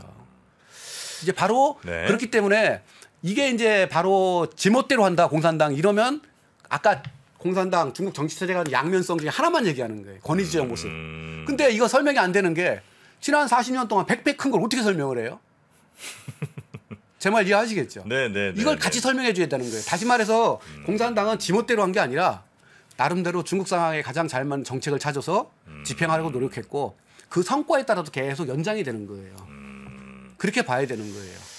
예, 이렇게 해서 네. 자 공산당의 4가지 원칙을 다 봤고요. 나머지 이제 통제 기자는 네. 이게 제 2권인데 네. 제가 이제 우리 시청자들을 위해서 시각 효과를 노리게 되게 집으로 그려놓은 거예요. 아, 자 겉으로 보면 공산당 영대 체제고요. 네. 헌법에는 마치 중국에도 헌법에 따라 운영되는 것처럼 네. 돼 있어요. 근데 실제로는 그건 아니다라는 거예요. 그래서 그 헌법으로 운영되는 걸 그냥 국가 헌정 체제라고 하는데 네. 그 안을 들여다보니까 어떻게 했다고요? 진짜는 공산당 영도 체제고 그걸 뒷받침해주는 인사 통제, 조직 통제, 사상 통제, 무력 통제, 경제 통제 5가지 기둥이 버텨주고 있죠. 네네. 근데 그게 평상시에는 헌법이라는 벽으로 가려져 있어요. 그리고 중국 정치학 교과서는요, 저 헌법을 가리켜요. 아, 그 뒤에는 사실 5가지 기둥이 있는데. 네, 그거는 잘 얘기 안 하고 저것만 얘기하면서 우리도 헌법에 따라 움직여. 네, 이게 네. 중국 특색의 민주주의야. 그러니까 헌법을 갖고 공부하면 현실과 안 맞죠. 그래서 저 같은 사람이 뭐 한 거예요? 그 헌법을 싹 걷어내고. 네, 진짜를 보신 거구나. 보죠. 그러니까 네. 그 5가지 기둥을 제 2권에서 네. 하나. 알겠습니다. 예, 그래서 요거는 이제 다음에 넘기고요. 네. 자, 이렇게 해서 제 1부 공산당의 정치 체제의 특징, 네. 공산당 영도 체제와 그걸 뒷받침해주는 원칙과 이를 살펴봤습니다. 딱 봐도 근데 이 PPT 자료는 우리 교수님께서 손수 만드신 거군요. 어떻게 하셨어요? 아, 요즘에 저렇게 해서 대학생들 제출하고 그러면 혼납니다. 아, 그래요? 저렇게 그려놓은 사람이 어디 있습니까 요즘에. 그러나 우리 교수님이 아주 한 땀 한 땀 섬세하게 직접 만드신 그 어떤 노력이랄까 이런 게 이제 너무 눈에 보여서 저는 좀 감동받았습니다. 네, 우리 조영남 교수님 쉽지 않으셨을 텐데 PPT까지 만들어 주셔서 너무나 감사하고요. 일단 오늘은 저희가 공산당 영도 체제라는 거 저는 사실 여러 면에서 좀 충격을 좀 받았는데 다음 시간에도 아마 이런 신선한 충격들 많이 좀 받을 것 같은 느낌이 좀 있어서 더 기대가 좀 됩니다. 네. 자, 우리 교수님과는 그러면 다음 시간에 계속 이어서 이 중국의 통치체제, 특히 이제 공산당 조직이라든지 이런 부분에 대해서 좀 더 자세히 한번 들어보도록 하겠습니다. 자, 오늘도 함께해 주신 조영남 교수님 대단히 고맙습니다. 감사합니다. 공산당은 그런 표현을 쓰거든요. 네. 힘은 조직에서 나온다. 편의상 조직을 네. 크게 2가지로 나눌 수 있어요. 네. 하나로 나눌 수 있는 게 위원회, 공산당 위원회. 중앙서부터 지방까지 다 있어요. 그러니까 우리식으로 얘기한다면 어떻게 되는 거냐? 네. 중앙정부 있고 도정부 아. 있고 시정부 있고. 그러니까 중국은 항상 이원 체제예요. 네. 정부가 있고 공산당이 있는 거죠. 국가 조직. 그러니까 그런데 공산당 영도 체제라고 그랬잖아요. 이게 하나의 골격이에요. 공산당, 정부, 군대, 기업, 네. 사회단체 다 통틀어서 가장 중요한 조직 하나만 꼽으라면 당이 제일 중요하겠죠. 저는 군이라고 봐요. 군이요? 예. 마오쩌둥이 한 말 있죠. 권력은 총구에서 나온다. 그래서 사실은 중국에서 실권을 누가 가지고 있는가를 보려면 중앙군사위원회 주석이 누군가를 봐야 돼요. 그게 시진핑이군요. 바로 시진핑이 중앙군사위원회 주석이에요. 중국인들도 잘 이해를 못해요. 아, 그래요? 예, 공산당원이 아닌 사람은 이게 몰라요.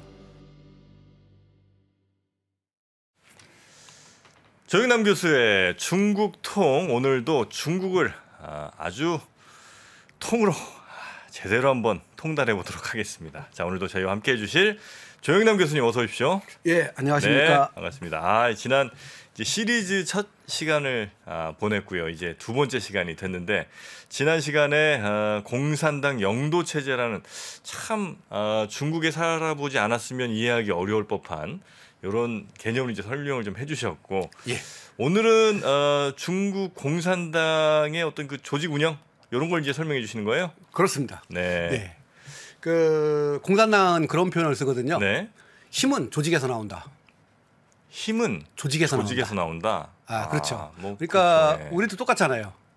그 한 사람이 얘기하는 것과 네. 또 흩어진 100사람이 얘기하는 것과 하나의 조직으로 원칙으로 뭉쳐진 그렇죠. 이념으로 뭉쳐진 10명이 만들어진 건 다르죠. 네, 그래서 맞습니다.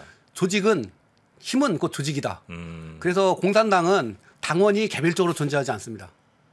당원의 가장 중요한 첫 번째 임무가 뭐냐? 조직 생활을 해야 된다는 거예요. 조직에 소속돼야 되고 그 조직에서 주어지는 임무를 수행해야 되고 그래서 우리가 공산당의 원칙, 영도체제의 원칙을 이해한 다음에 두 번째로 우리 봐야 될 게 바로 공산당의 힘인 조직이 도대체 어떤 조직이 있느냐 이걸 좀 오늘 공부하려고 합니다. 네, 조직이면 이제 제일 가장 조직화된 그 곳이 아마 군대일 거 아니에요? 예, 예. 군대 비슷하게 거의 비슷하다고 보시면 있나요? 됩니다. 그렇군요. 그러니까 아마 그 군대는 군복 입고 네. 총 들은 거고 공산당은 우리는 평상복 입고 네. 각자 생활하는. 그러나 조직 원칙과 운영은 아, 크게 다르지 않을 겁니다. 그럼 이제 맨 위에 꼭대기부터 바닥까지 이렇게 다 예. 어떤 원칙에 의해서 있는 거죠? 예. 그래서 그 편의상 네. 이제 공산당 조직은 여러 가지가 있거든요. 이것도 네. 정말 이해가 안 되는 거예요. 중국인들도 잘 이해를 못 해요. 아, 그래요? 예. 공산당원이 아닌 사람은 이게 몰라요. 그러니까 이건 우리만 모르는 게 아니라 네. 공산당 아닌 당원이 아닌 중국인들도 잘 모르는 얘기니까. 뭐 어렵게 돼 있습니까, 이게? 예. 굉장히 어렵고 복잡하고요. 예를 들어서 한국에 산다고 그래서 정프로님 정도 좀 아실래나? 우리나라 경제 정책 어떻게 결정되는지? 경제 정책이요? 아니면 뭐 다른 것도 좋아요. 학교 정책, 문화 정책. 아. 아니면 뭐 이런 거 다시 말하면 청와대와 정부와 네. 국회와 정당과 이거 어떻게 움직이는지. 아, 사실 좀 모르죠, 저도 잘. 그거에 곱하기 10. 아, 중국이 예. 난이도가 그렇게 어려워요? 그래도 우리는 대충 알잖아요. 예를 들어서 네. 그 외교 정책하면 네. 외교 정책을 꾸리는 실무자는 외교부다. 그렇죠. 실무 책임. 그러나 네. 외교의 컨트롤 타워는 청와대다. 아니 청와대가 아니죠. 지금 대통령실이죠. 네, 대통령실. 용산으로 옮겼으니까 네. 거기 그 안보실이다. 뭐 외교소속 뭐 이런 사람도 있겠죠. 예, 있겠죠. 뭐. 예. 그러면서 대충 그렇게 움직이겠구나 감이 네. 오죠. 네. 근데 중국엔 그렇게 갖고는 감이 안 와요. 아, 그래요? 예. 그러니까 일반인도 중국인도 모른다라는 거예요. 실제로 어떻게 작동하는지. 예를 들어서 코로나19 있잖아요. 네. 봉쇄 정책 한다. 그럼 우리는 생각하는 게 우리 만약 봉쇄한다 그러면 어떻게 해야 돼요? 공무원들이 우선 나오셔서 그죠? 이거 하고. 근데 네. 중국은 아니에요. 보이지 않는 예를 들어서 우한이 있죠. 2000년 네. 1, 2월 달에 처음에 우한에 네, 코로나가 네, 네. 생기고 그랬을 때 그걸 봉쇄하고 나서 76일 동안 봉쇄하고서 그 치료를 했잖아요. 네. 방역을 했죠. 네, 네. 그거의 주된 활동. 이제 겉으로 보면 전국에 있는 의사들이 다 나가고 네. 간호사들이 다 가고 실제로 그러거든요. 그래서 전국에 있는 간호사 의사 해갖고 거의 4만 명이 모였었어요. 근데 그 대다수가 공산당원들이에요. 봉쇄한다 그러면 아파트 단지로 하잖아요. 네. 그럼 이제 거기에 식량도 공급해야 되고 뭐 워도 해야 되고 이런 관리를 다 해야 되잖아요.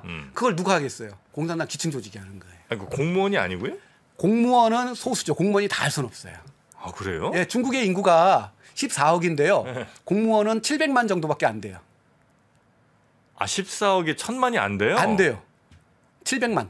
아. 우리 이 공무원도 바로 책 2권에 제1변 인사통제에서 공무원과 간부. 이게 다르거든요. 공무원은요. 국가에서 시험하는 시험에 합격해서 네. 국가에서 일하면서 국가로부터 얼굴 받는 사람들을 얘기하는데 700만 명. 네. 공산당원은 9,600만 명. 근 1억. 그러면 예를 들어서 상해시가 있잖아요. 네. 상해시 거기 공무원 몇 명이나 되겠어요. 인구가 2,500만인데. 따라서 중국에서 움직이는 거 있잖아요. 비상시. 이럴 때 움직이는 거는 공산당이에요. 국가 조직은 움직이죠. 역시. 그러나 네. 진짜 움직이고 하는 다 공산당 조직입니다. 근데 그게 평상시는 가만히 있다가요. 위기 시에다 나타나요. 예비군처럼. 예. 2008년에 스촨 대지진이 일어났을 때 네. 그때도 전국적으로 기부 열풍이 불고 네, 조직 네, 만들어 다 공산당이 주도하는 겁니다. 아, 그럼 그 공산당원들이 사실 이제 1억이나 되면 그 1억? 관리하는 게 쉽지 않잖아요. 네, 그게 바로 이제 우리 세 번째 시간에 공산당원을 얘기할 거고요. 오늘은 그래서 네. 조직을 얘기한다. 그래서 편의상 조직을 네. 크게 두 가지로 나눌 수 있어요. 네. 하나로 나눌 수 있는 게 위원회, 공산당 위원회. 위원회. 예, 위원회. 충청도 사람인데 이렇게 차이가 나지. 충청도 핑계 대지 마시고요. 발음이 안 돼요. 저도 충청도라니까요. 위원회. 위원회. 네. 그래서 위원회는 너무 어려워. 차라리 중국어로 하는 게 편해요. 당웨이. 중국어는 뭐예요? 당웨이. 당웨이. 예, 당위원회, 당웨이. 당위원회. 예, 공산당 중국어가 편한데 네. 그래서 공산당 위원회인데 네. 이거는 이제 중앙서부터 지방까지 다 있어요. 자, 중앙에 공산당 위원회가 있죠. 네. 그게 바로 중앙위원회. 중앙위원회. 예, 그게 이제 그 10월 달에 그때 네. 끝나갖고 만들어졌어요. 중앙위원회가 만들어지고 그 밑에 정치국과 정치국 상무위원회 만들어지고 네. 이게 중앙 조직이죠. 네. 이걸 중앙위원회라고 불러요. 그러면 그 밑에 또 성이 있겠죠. 네. 예를 들어서 광동성 네. 공산당 위원회, 음. 또 그 밑에 광동성 밑에 또 불산시라는데 그런 데 있거든. 보산시. 이제 중국어로 그렇게 얘기하는 불산시. 그러면 네. 불산시 공산당 위원회. 그 시죠. 또 그 밑에 구가 있어요. 네. 구위원회. 이런 식으로 해서 이걸 공산당 위원회 체제라고 그래요. 아, 위원회 참 많다. 그러니까 우리 식으로 얘기한다면 어떻게 되는 거냐? 네. 중앙정부 있고 도정부 아. 있고 시정부 있고. 그러니까 중국은 항상 이원 체제예요. 네네네. 정부가 있고 공산당이 있는 거죠. 국가 조직. 그러니까 그런데 공산당 영도 체제라고 그랬잖아요. 그러니까 제가 공산당 조직을 얘기하다 보니까 이 위원회를 얘기하는 거예요. 네네. 이게 하나의 골격이에요. 그 위원회가 의사결정 기구예요? 아, 그러니까 뭐라고 표현하냐면 의사 전달 모든 기구인가? 것의 영도 핵심이다 표현해요.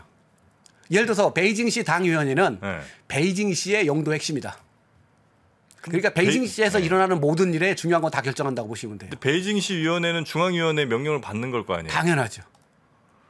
그러니까 이게 명령 하달 조직인지 아니면 이 의사결정 조직인지 아, 그러니까 의사결정을 하되 어떻게 해요? 우리가 결정하되 그냥 하는 게 아니라 당. 당의 허가를 받고 하는 거예요. 그러니까 두 개 결합되는 거예요. 자, 그래서 하나가 네. 위원회 체제가 있다는 이해하시겠죠? 네네. 그 다음에 이제 두 번째가 중요한 게 기층 조직. 이 기층 조직은 뭐냐면 3프로 TV. 네. 여기도 하나의 단위잖아요. 네. 예? 기업이잖아요. 네. 그럼 여기에도 공산당 기층 조직이라는 게 있는 거예요. 우리 회사 안에. 네. 우리 저 서울대학교거든요. 네. 그럼 서울대학교 내에 당연히 서울대학교 전체를 포괄하는 서울대학교 공산당 위원회가 있고요. 그 밑에 제가 이제 근무하는데 국제대학원이잖아요. 국제대학원에 당 지부가 있어요. 이런 식으로 이걸 뭐라고 표현하냐면 네. 중국말로 하면 지역과 단위에 모두 조직돼 있어요. 당 조직이. 예, 이게 기층 조직이라고 불러요. 이게 몇 개냐? 이따 그래프로 제가 보여드릴 텐데 네. 430만 개예요. 430만 개요. 예, 430만 개의 조직이 있어요. 아, 이거 좀 그러니까 공산당원 3명이 있는 모든 곳에는 공산당 조직이 있다고 보시면 되는 거예요. 자, 그러면 네. 감이 오시죠? 자, 이게 아까 뭐라고 그랬어요? 공산당 위원회가 네. 전체의 줄기라고 그랬죠? 네. 줄기 중에서 중앙에 있는 중앙위원회, 이게 두뇌예요. 네. 그 다음에 지방위원회, 아까 말했던 광동성위원회, 불산시위원회, 그 밑에는 구위원회 있잖아요. 네. 이건 몸통이에요. 그러면 두뇌와 몸통 밑에 모세혈관으로 기층 조직이 있고. 430만 개가 퍼쳐 있는 거예요. 역시 뭐 제가 이제 중국에 안 살아서 조금 제 이해력이 좀 떨어지는 것 같기도 한데요. 예를 들면 서울대학교 치면 예, 총장 있죠. 예, 뭐 부총장 계실 거고 네. 뭐 각 대학마다 또 학장 있고. 학장들 계실 거고 네. 이게 이제 의사결정도 하면서 뭐 그런 이제 시스템으로 돼 있는 거잖아요. 그 아마 중국에도 당연히 무슨 저 칭화대 이러면 이제 거기 칭화대 총장 있겠죠. 네. 그 사람이 결정하는 게 있을 거고. 예. 그러면 저 기층 조직이나 뭐 이런 데서 결정하는 게 공산당 위원회에서 결정하는 게 있겠죠. 자, 그 어떻게 되느냐? 이거 네. 우리 제 2권에서 그것도 이건 예, 공산당의 대학교 통제를 볼 때는 그냥 질문하셨으니까 제가 간단히 답변해 네. 드릴게요. 어떻게 돼 있느냐? 북경대를 예를 들을게요. 네. 북경대에서 가장 중요한 정책 결정 기구는 북경대학교, 그러니까 정확히 얘기할게요. 중국 공산당 북경대학교 위원회예요. 줄여서 북경대 당위원회. 아, 그건 아까 그러니까 두 개 큰 조직 중에 앞에 거. 그렇죠. 네. 왜냐하면 북경대 인구가 워낙 많잖아요. 예를 들어서 서울대만 하더라도 네. 그 인구가 학부생, 대학원생, 그렇죠. 직원들 이렇게 합치면 거의 4만 명이거든요. 네. 이 정도면 웬만한 중소 도시예요. 예, 그러네요. 이해하시겠죠? 네. 그럼 이건 어떻게 되는 거예요? 위원회급이에요. 그 위원회 그러면 저 학교 뭐 총장 이런 사람이 다 포함돼요? 들어가죠. 자, 제가 설명드리는 그래서 네. 공산당 위원회가 딱 만들어지죠. 네. 그럼 위원회에서 가장 중요한 게 당서기. 예. 그 다음에 부서기 2명. 예. 부서기 2명 중에 1명이 총장이에요. 총장이 부서기밖에 안 돼요. 예, 넘버 2예요. 그럼 서기는 뭐예요? 바로 북경대학교 전체를 책임지는 사람이 당서기예요. 자, 그럼 북경시를 예를 들어볼까요? 동일한 원리예요. 그 북경시에도 시장이 있고. 그럼요. 당서기가 별도로 있어요. 그럼 당서기가 그 위군요, 시장보다. 그러니까 시장은 항상 북경시 부서기예요. 그래요. 넘버 2. 넘버 1은 당서기. 자, 그러면 자, 서울대학교 총장과 서울대학교 당서기 역할이 뭐냐? 서울대학교 당서기의 가장 중요한 역할은요. 서울대학교 전체에 대한 방향, 방침을 결정하고 예. 인사권을 행사해요. 그 총장은. 총장은 교육, 예. 연구, 학술, 서울대학교의 본래 기능이 있죠? 네. 그거 관련된 업무를 맡는 사람이에요. 아. 이렇게 돼 있어요. 그러면 어떻게 돼 있어요? 공산당 단위원회가 있고 이게 머리죠. 여기에 맞춰서 부서기 중에 한 사람을 총장으로 놓고 그다음에 이 인사권 다 누가 행사한다고요? 당위원회에서 행사해죠. 당위원회에서 사회대학교, 인문대학교, 자연과학대학 이랬죠. 여기다 학장들을 당위원회에서 다 임명하는 거예요. 총장이 실권은 없네요, 그러면. 그러니까 총장이 실권이 아니라 중국에서는 그걸 어떻게 표현하느냐. 네. 공산당 위원회 영도하에 총장 책임제. 무슨 말이에요? 결국 학교 대방침과 인사 이런 건 다 공산당 위원회에서 하고 총장은 뭘 하느냐. 학술과 교육. 본래의 학교의 임무 있잖아요. 그렇게 하는. 그게 북경시도 마찬가지예요. 그럼 북경시 당서기와 북경시 시장의 역할은 뭐냐? 이해하시겠죠? 그 북경시 당서기 역할은 북경시 전체의 발전과 관련된 걸 하고 인사권. 그러면 북경시 시장은 뭐예요? 행정관리. 행정관리, 사회관리, 도시관리. 이게 시장의 역할이에요. 따라서 우리 정프로가 저 북경시 정부에 초청을 받아서 북경시를 방문했어. 귀빈 방문했어요. 근데 시장만 나왔다. 그럼 넘버 2만 만나고 온 거예요. 그러니까 우리는 시장 만나고 갔던 최고 만나고 온 줄 알아요. 아니에요. 그게 아니군요. 넘버 2. 그래서 우리나라 대기업들이 예를 들어 삼성이 섬서성 시안에 반도체 공장, 뭐 배터리 공장 이런 거 만들었잖아요. 이럴 때 협상을 할 때 처음 나올 때 누가 나오느냐를 보면 저 사람들이 우리가 투자하는 거에 대해서 얼마나 열정을 갖고 있냐를 금방 알 수가 있어요. 처음에 나올 때는요. 그 부성장급이 나와요. 근데 그게 아니라 처음부터 성장급이 나왔다. 그럼 상당히 우대하는 거죠. 근데 그거보다 더 우대하는 건 뭔지 아세요? 당서기가 나왔다. 당서기가 처음부터 나오는 거예요. 그럼 뭐 사실은 그 서한에 그 삼성이 반도체 투자할 때 그때 바로 당서기가 먼저 나왔어요. 근데 본인이 당서기가 뜨잖아요. 본인만 뜨는 게 아니에요. 내가 뜨고 당연히 성장, 부서기 그다음에 주요한 도시 있잖아요. 거기 시장들, 국장들 다 데리고 나왔어요. 그럴 때 상대방은 또 어떤 느낌이 있겠어요? 저 사람 저 진심이다. 이게 중국이 움직이는 메커니즘이에요. 우리 기업 하시는 분들도 이거 잘 아셔야 되겠다. 아셔. 그래서 저 옆으로 셌으니까 다시 이제 돌아와서 가장 기본적으로 공산당 위원회가 있고요. 그건 머리와 몸통이고 그다음에 기층 모세혈관인 기층 조직이 있다. 이게 기본이에요. 근데 우리나라에 없는 두 가지 조직이 또 있어요. 왜 이 두 가지 조직이 또 있느냐? 그게 이제 공산당 당조와 공산당 영도 수조라는 건데 요거는 가장 기본적인 조직을 설명해 드린 다음에 설명해 드릴게요. 당조, 영도, 소조. 긴장하실 필요가 없는 게요. 중국 정치를 가르치는 교수들 잘 모르는 사람이 있어요. 그렇습니까? 이게 이제 우리끼리만 비밀인데. 지금 몇십만이 보고 있는데 우리끼리만 봄. 저한테 실제로 그랬어요. 조 교수, 솔직히 나 중국 정치 한 40년 공부했는데 당조가 뭔지 아직도 헷갈려 그래요. 그 정도로. 이름은 많이 들어봤는데 잘 모르겠다. 대충은 알겠는데 정확히 모르겠어. 이거 왜냐하면 저희들끼리는 진심으로 얘기하니까요. 그래서 이 책은 먼저 교수들이 먼저 봐요. 대부분 그래요. 제 책은 먼저 교수들이 보고 그 다음에 교수들을 통과해야 그 다음에 학생들한테 읽혀요. 학생들이 직접 책 안 사보던 거 잘 아시잖아요. 그렇죠. 자, 그래서 우리의 없는 공산당 당조와 공산당 영도조라는 게 있다. 근데 이걸 모르면 중국을 이해할 수가 없어요. 그래서 요거는 조금 뒤로 가서 설명드리고 자, 그럼 공산당 위원회 먼저 설명해 드릴게요. 자, 우선 그림을 보시면 이 중에서 중요한 게 중앙위원회가 중요해요. 중앙에서 벌어지는 것. 그리고 그게 그대로 지방으로 그대로 카피가 돼요. 그래서 이것만 이해하시면 돼요. 맨 위에 있는 게 전국 대표대회죠. 저번에 저랑 같이 하셨던 당대회, 2차 당대회. 이건 5년에 한 번 열리는데 5년에 한 번 열리는 조직이 뭐 의미가 있겠어요? 이건 이벤트예요, 그냥. 그죠? 무시해도 좋습니다. 그 다음에 중앙위원회가 있다고 그랬죠? 이게 이제 이건 1년에 한 번 열려요. 이게 이제 제일 중요한 거고. 중요한 거. 근데 그래서 중요한 결정은 여기서 열려요. 그리고 여기서 총서기도 뽑고 정치국원도 뽑고 정치국 상무위원도 뽑고 이런 일을 다 중앙위원회에서 하는 거예요. 그리고 여기서 중국에서 통치 엘리트다 그러면 이 중앙위원회에 속한 사람을 뜻해요. 중국에서 방귀 좀 낀다 하면 여기에 들어가야 돼요. 376명에 들어가야 돼요. 이건 다시 정위원. 정위원은 뭐냐면 표결권이 있는 사람을 얘기해요. 그건 205명. 표결권은 없고 회의에만 참석해서 발언권 있는 사람 후보위원이라고 그래요. 이런 사람들이 지금 175명 이렇게 있어요. 어쨌든 중앙위원회예요. 이건 다 장관급. 장관급만 370이에요. 중국은 크잖아요. 여기에는 중앙위원회는 군이 20%가 들어가 있어요. 물론 가장 많은 비중을 차지하는 것은 지방. 지방의 당서기 성장들 있죠. 다 중앙위원이에요. 그러니까 매 각 성마다 2명씩은 할당되겠죠. 그럼 31개 성이니까 62명. 그래서 중앙위원회에 가장 많은 사람들이 바로 지방 대표예요. 네네. 그다음에 공산당 각 부 있죠. 조직부, 선전부, 네네. 그 부장들. 그다음에 또 국무원, 중앙정부 있잖아요. 거기에 뭐 교육부, 재정부, 상무부 이런 부 있죠. 네. 거기 부장들, 장관들이잖아요. 그런 사람들이 다 중앙위원들인 거죠. 그럼 이해하시겠죠? 네네. 네, 이게 바로 장관급들. 근데 이것도 1년에 한 번 열려요. 네. 그러면 실질적으로 말하는 공산당 중앙은 뭐냐? 바로 정치국이에요. 정치국. 예, 24명으로 구성돼 있고. 아, 그리고 다시 정치국 상무위원회를 뽑아요.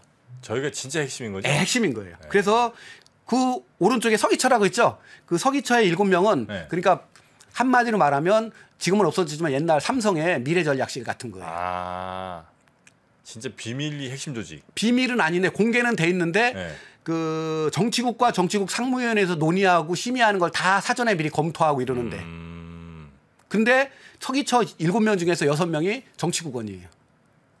뭐예요, 그럼? 중복되는 거죠. 아, 그래요? 그렇죠. 그리고 중앙기율검사위원회에서도 역시 2명이 정치국원이고.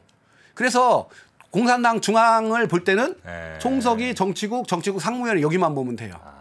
이제 이걸 이해하시면 되는 거예요. 네네. 자, 이걸 이해하시면 되는데 한마디로 말해서 이 집단들 있죠. 정치국과 정치국 네. 상무위원회 어떻게 운영되느냐 그걸 집단지도 체제라고 부르는 거예요. 그거를 공산당 당장 아까 말씀드렸죠. 공산당 헌법. 네. 거기는 어떻게 표현되느냐 집단 결정과 개인 분단 책임의 결합 원칙이다라는 거예요. 첫째 집단 결정. 그 안건의 성격에 따라서 개인이 결정하는 것이 아니라 가장 중요한 건 당대회. 당장을 바꾸는 거 이런 거 있잖아요. 네. 이건 당대회만 할 수 있어요. 그다음에 총서기를 뽑고 정치국원 뽑는 거는 중앙위원회. 네. 그다음에 뭐 외교 관계라든지 이런 중요한 문제 있잖아요. 이건 정치국. 그리고 매일 발생하는 긴급 사안 있죠? 네. 그건 정치국 상무위원회. 상무위원회. 이렇게 결정하는 거예요. 시진핑 개인이 결정하는 게 아니에요. 이게 집단 결정이에요. 그러니까 중요한 일이 생기잖아요. 네. 보통 그럼 어떻게 되냐면 상무위원회는 매주 한 번씩 열려요. 최소한. 회의를 통해서 결정한다는 그렇죠. 거죠? 회의 결정이에요. 그리고 인사는 반드시 표결해야 돼요. 사람 뽑는 거는. 기록으로도 남겨야 되기 때문에. 네네. 이처럼 시진핑 개인이 결정하는 게 아니에요. 이걸 이름하여 집단 결정이라고 부르고요. 그러나 동시에 각자의 고유한 역할이 있어요. 네. 그걸 개인 분단 책임이라고 그래요. 아, 그러니까 나는 내가 맡은 분야 뭐 외교, 경제, 그렇죠. 경제 이런 게 있다는 예, 거죠. 바로 이제 이거 어렵지 않은데 자, 요번에 선출된 사람들이에요. 자, 그러면 중국에서 가장 중요한 조직의 대표들로만 구성된 게 7명이죠. 정치국 상무위원 7명인데 네. 그럼 어떻게 되는가? 자, 우리 정프로님. 네. 중국에서 가장 중요한 조직이 뭘 것 같아요? 당, 정, 군, 사회 다 통틀어서. 제일 중요한 조직이요? 예. 상무위? 공산당 입장에서는. 그러니까 공산당 정치국 상무위원이라는 것은 네. 이러한 공산당 바깥에 있는 모든 조직들의 책임자들이 다 모인 곳이거든요. 네. 그랬을 때 공산당 정부, 군대, 네. 기업, 네. 사회단체 다 통틀어서 가장 중요한 당이- 조직 하나만 꼽으라면 당이 제일 중요하겠죠. 아 저는 군이라고 봐요. 아, 군이요? 예. 마오쩌둥이 한 말 있죠. 권력은 총구에서 나온다. 아. 그래서 사실은 중국에서 실권을 누가 가지고 있는가를 보려면 아, 군을 중앙군사위원회 갖고 있는- 주석이 누군가를 봐야 돼요. 아. 이해하시겠죠? 그게 시진핑이군요. 바로 시진핑이 중앙군사위 주석이에요. 그러니까 옛날에 덩시아핑이라는 사람은 개혁기에 최고 지도자였지만 국가 주석도 한 적 없고요. 총석이 한 적도 없어요. 근데 그 사람이 마지막까지 갖고 있었던 직책이 뭐라고요? 중앙군사위 주석. 그다음에 장점인이라는 분, 몇 년 전에 돌아가신 분, 네, 그분이 네. 후진타오한테 총석이랑 국가 주석은 넘겨줬어요. 근데 2년 동안 안 넘겨준 직책이 있었어요. 군사예요. 중앙군사위 주석. 그랬을 때 후진타오 총석이와 장점인 중앙군사위 주석이 있을 때 누가 넘버원이냐 말할 필요도 없죠. 장점인이죠. 따라서 인민해방군의 대표가 들어가 있어야 되겠죠. 네. 근데 동시에 아까 말씀드렸죠. 공산당은 인민해방군은 당의 군대라고 그랬잖아요. 네. 그러니까 총석이가 중앙군사위 주석을 겸직하는 거예요. 이게 한 사람. 그게 누구라고요? 시진핑. 시진핑이죠. 예. 네. 그러다 보니까 당의 업무를 전문적으로 관리해 줄 사람이 하나 있어야 되겠죠. 네.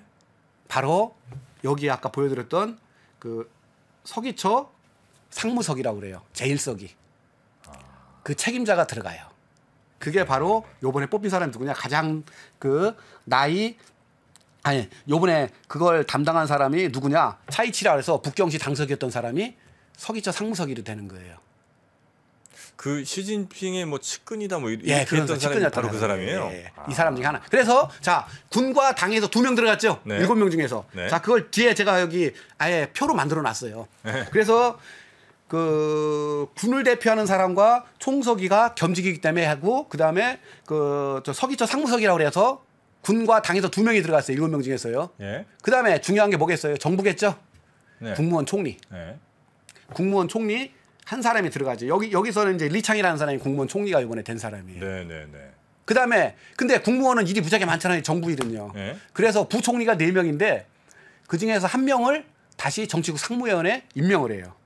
총리 한 명이 있고 그다음에 부총리가 4명이 있어요. 그 중에 한 명을 다시 정치국 상무위원회 7명 중에 한 명으로 뽑는다고요? 예. 그래서 네. 정부 대표가 2명이 들어가는 거예요. 이해하시겠죠? 네네. 중요하니까 큰 조직이니까. 네. 그다음에 중요한 게 국회. 중국으로 치면 전국인대라고 그랬죠? 네. 국회의장. 아. 그다음에 전국정협. 네네네네. 그 사람이 들어가는. 그럼 6명이죠. 마지막 한 사람이 누구냐? 공산당 간부들의 부패를 감독하는 중앙기율검사위원회. 이건 감독기구예요. 네네. 이 책임자 서기예요. 이렇게 해서 7명이 구성되는 거예요. 7명 최고 하여튼 권력자들 7명은 이렇게 이제 구성이 된다. 그렇죠. 지멋대로 이렇게 뽑는 게 아니라요. 정부 둘, 그러니까 그다음에 군 하나, 공산당 둘. 군 하나, 공산당 둘, 근데 그 중에서 한 명은 겹치니까 네. 사실은 군, 공산당 합쳐도 둘. 합쳐서 둘, 그다음에 정부 둘. 정부 둘, 그다음에 국회 하나, 국회 하나, 통일전선 조직 하나. 예, 그다음에 기율검사위원회. 예, 정협 하나. 정협이 아까 통일전선 조직. 네네네네. 그다음에 중앙기율검사위원회 반부패기구. 반부패기고. 거기 하나. 이렇게 한 7명인데 이렇게 해서 정해진 게 지금으로부터 20년 전에 이렇게 틀이 딱 만들어졌어요. 요 틀은 지금 20년 전 틀이군요. 예. 그래서 여기 제가 이제 그 보여드리는 표가 그거예요. 정치국 상무위원회 구성이 왔다 갔다 하다가 네네네. 1992년서부터 14차 당대회에서부터 네. 이렇게 확정이 됐어요. 음. 그래서 현재 중국의 네.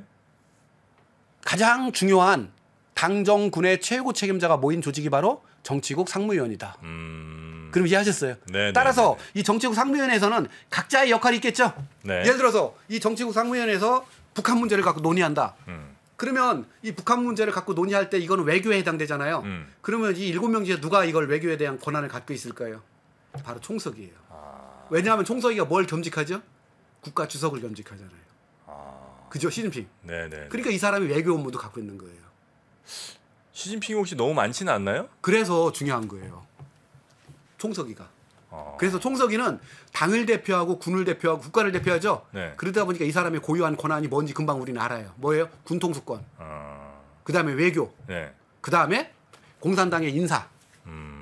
이게 발언권 있는 거예요. 그다음에 네. 이게 아까 말한 개인 책임 분담에서 말하는 개인 책임이라는 거예요. 즉 북한의 외교 정책 이런 거 있잖아요. 네. 이런 거 잘못한다. 미국과 외교 정책 잘못한다. 그러면 1차 누가 책임져야 된다고요? 시진핑? 시진핑 본인이 책임져야 돼요. 대만 문제도 마찬가지예요. 권한만큼 책임을 갖는군요. 그렇죠. 이게 개인 분담. 그다음에 마찬가지로 경제 운영을 잘못했다. 코로나19 잘못 막았다. 총리? 총리 책임이에요. 예. 요번에 코로나 영도소조 조장이 누구냐? 시진핑이 아니라 리커창이에요. 왜 리커창이냐? 총리의 고유한 역할이에요. 총리의 고유한 역할이 뭐냐면 경제, 사회, 행정이에요. 네네네. 그러니까 당연히 코로나 영도소조 최고 책임자들 태스크포스 장은 누가 한다고요? 리커창 총리가 하는 거예요. 그거 결정에는 혹시 시진핑 주석이 뭐라고 얘기하기도 어려운 거예요? 아니면 해도 진짜 책임이 넘어지잖아요. 그러면 코로나19 방역 영도소조가 모이죠. 그러면 리커창이 책임지고 그거 꾸리는 거예요. 근데 리커창은 저 뉴스를 본 어렴풋한 기억에 뭔가 이렇게 그 코로나 상황에 대해서 조금 더 좀 풀자는 입장이었던 것 같았고. 바로 이제 그게 왜 그런 얘기가 나오냐? 네. 시진핑의 저 리커창의 고유한 업무가 뭐라 그랬어요? 총리라고 그랬죠. 네. 총리의 1차는 경제 관리예요. 경제를 관리하는 사람 입장에서는 네. 엄격한 방역을 하면 무슨 일이 벌어질까요? 경제가 죽죠. 그렇죠. 그러니까 풀자고 하는 그럼 거예요. 풀자고 했으면 풀어야 될 거 아니에요. 그런데 그 영도소조는 정치국 상무위원회 산하에 있어요. 그럼 또 상무위원회 결정에 따라서 그렇죠. 그러니까 무슨 얘기냐? 이 코로나19라는 것은 국가 정책이잖아요. 네. 국가 정책을 결정할 때는 정치국 상무위 7명이 결정하고 그걸 집행하는 게 누구라고요? 책임자가? 리커창. 총리. 네. 근데 국무원의 일은 너무 많잖아요. 외교 임무도 외교 통상 임무도 있고 그래서 한 명이 더 있는 거예요. 마찬가지로 부패 정책 있잖아요. 네. 이건 누가 책임지고 집행해야 된다고요? 중앙기율검사위원회 서기. 네네. 이런 식이에요. 이걸 통칭해서 집단지도 체제라고 부르는 거예요.